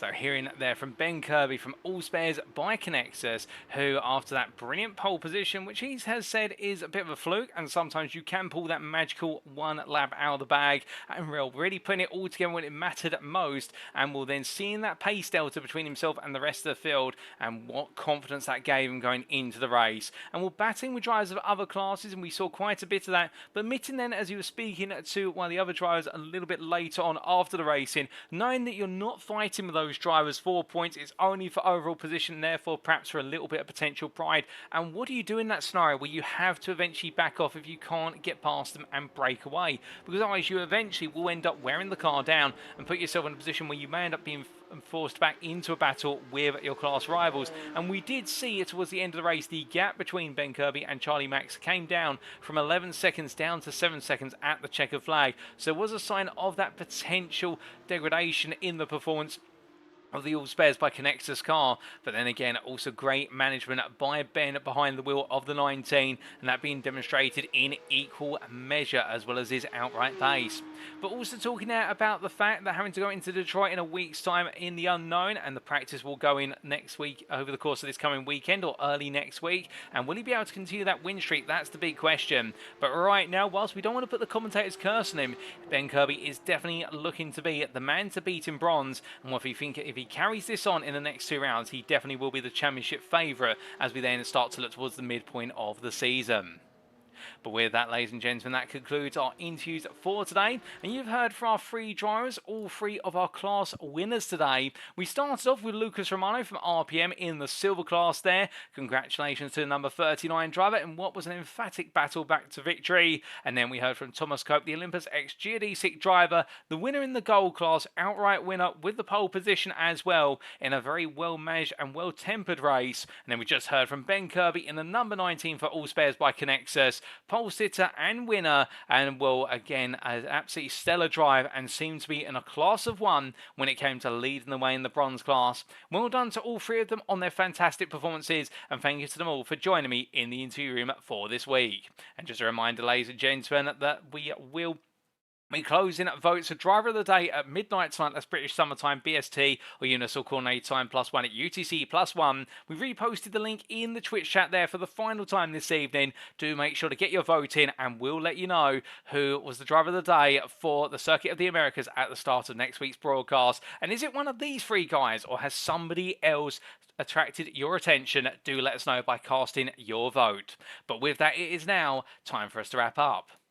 Thank you very much for watching, and if you have enjoyed today's show and perhaps you want to know more about the UK sim racing community, perhaps you're sat there right now thinking that you want to be on the grid for a future rendition of the UK sim racing Porsche Cup, perhaps you're a master of the Flat 6 machine and therefore you want to demonstrate your prowess, or perhaps you just want to be part of the community that continues to grow and becomes a safe haven for sim racing on iRacing, and not just for people in the United Kingdom but around the globe. Well, the first place to go to is our official website. That's at uksimracing.co.uk. You saw that website appear on screen earlier today, and there you can find out all the latest information about our ongoing and upcoming series and how to become a part of the community. Alternatively, if you're a bit more of a social media studier, then you can always go to our official Twitter. That's at twitter.com/UK simracing_, and there you can find out all the information much like on our official website. But the one other thing you can do is also keep up to date with all the latest posts on the trials and tribulations of the official UK sim racing esports teams. We'd also like to take this moment to give a big thank you to our affiliates, including Swilly Almeida Sim Racing Coaching, the creator of the Motor Racing Checklist. Swilly Almeida Sim Racing Coach can help take your sim racing driving to the next level. Whether you're looking to gain the 10th, improve your approach to the racing line, or develop your consistency, Swilly Almeida has a coaching course to meet your needs. Plus, with Swilly being a multi-time champion of official iRacing series, including the 2021 PSCC, you know you're receiving coaching for the very best in the industry. We also have Race Anywhere, the provider of curated sim racing equipment aimed to only stock products that represent excellent value for the sim racing community. Demon Tweaks, the provider of the most complete and innovative motorsport product range available worldwide, so no matter what your level of discipline, Demon Tweaks could help drive you to realise your motorsport ambitions. SimLab, the leading manufacturer of high-quality sim racing-related hardware. As a proud partner of Mercedes AMG Petronas Esports, SimLab aims to enhance virtual racing experiences with uncompromising solutions that push the boundaries of esports and make SimLab the go-to brand for quality sim racing rigs. Amazon, the company striving to be the Earth's most customer-centric company, the Earth's best employer, and the Earth's safest place to work, through the provision of concepts pioneered by Amazon, including but not limited to one-click shopping, Amazon Web Services, and Amazon Alexa. And lastly, SRC Driver Academy, a division of Sim Racing Community. Elevate your sim racing skills with SRC Driver Academy. Their team of experienced professionals is dedicated to helping you reach your full potential without compromising on quality. But why choose SRC? To put it simply, affordable, quality coaching. They have experienced coaches who provide valuable insights to the competitive edge, making high-quality coaching accessible to all at an affordable cost, tailored to your needs and goals. Learn race strategies, precision driving, and much more, and they offer virtual coaching sessions at nearly all hours of the day, every day, ensuring flexibility for all. So join SRC Driver Academy today and unlock your true sim racing potential. Visit their website to learn more and accelerate your sim racing career. Well, with that, ladies and gentlemen, attention now turns to a week's time for on Thursday. Well, in fact, it should be Thursday the 12th of October there. It should be Thursday the 19th of October. We'll be seeing our drivers head to Detroit for the one and only Belle Isle Grand Prix. And whilst the Belle Isle circuit of old no longer exists in the real world, it's still there deep in the heart of racing on the iRacing sim racing platform. And we'll get to see our drivers take on a circuit where it's all about running close to the walls and also to one another, as our drivers will be battling battling for glory in the heat and feature races. But the question is, who will come out on top in those races? Could we see new names on the top step, or will we continue to see perhaps some repeat winners, particularly in the bronze class where Ben Kirby has been the one to take all the wins thus far? Well, the only way to find out is being there and finding out live, and that's Thursday the 19th of October 2023. But until then, we've been UK Sim Racing. I've been your host and commentator, Paul TX141 Walsh, also known as Brit the Spit, depending on what media you follow me on. And until next time, remember to stay safe, stay well, stay smiling, but most importantly, remember to stay on track. Good night.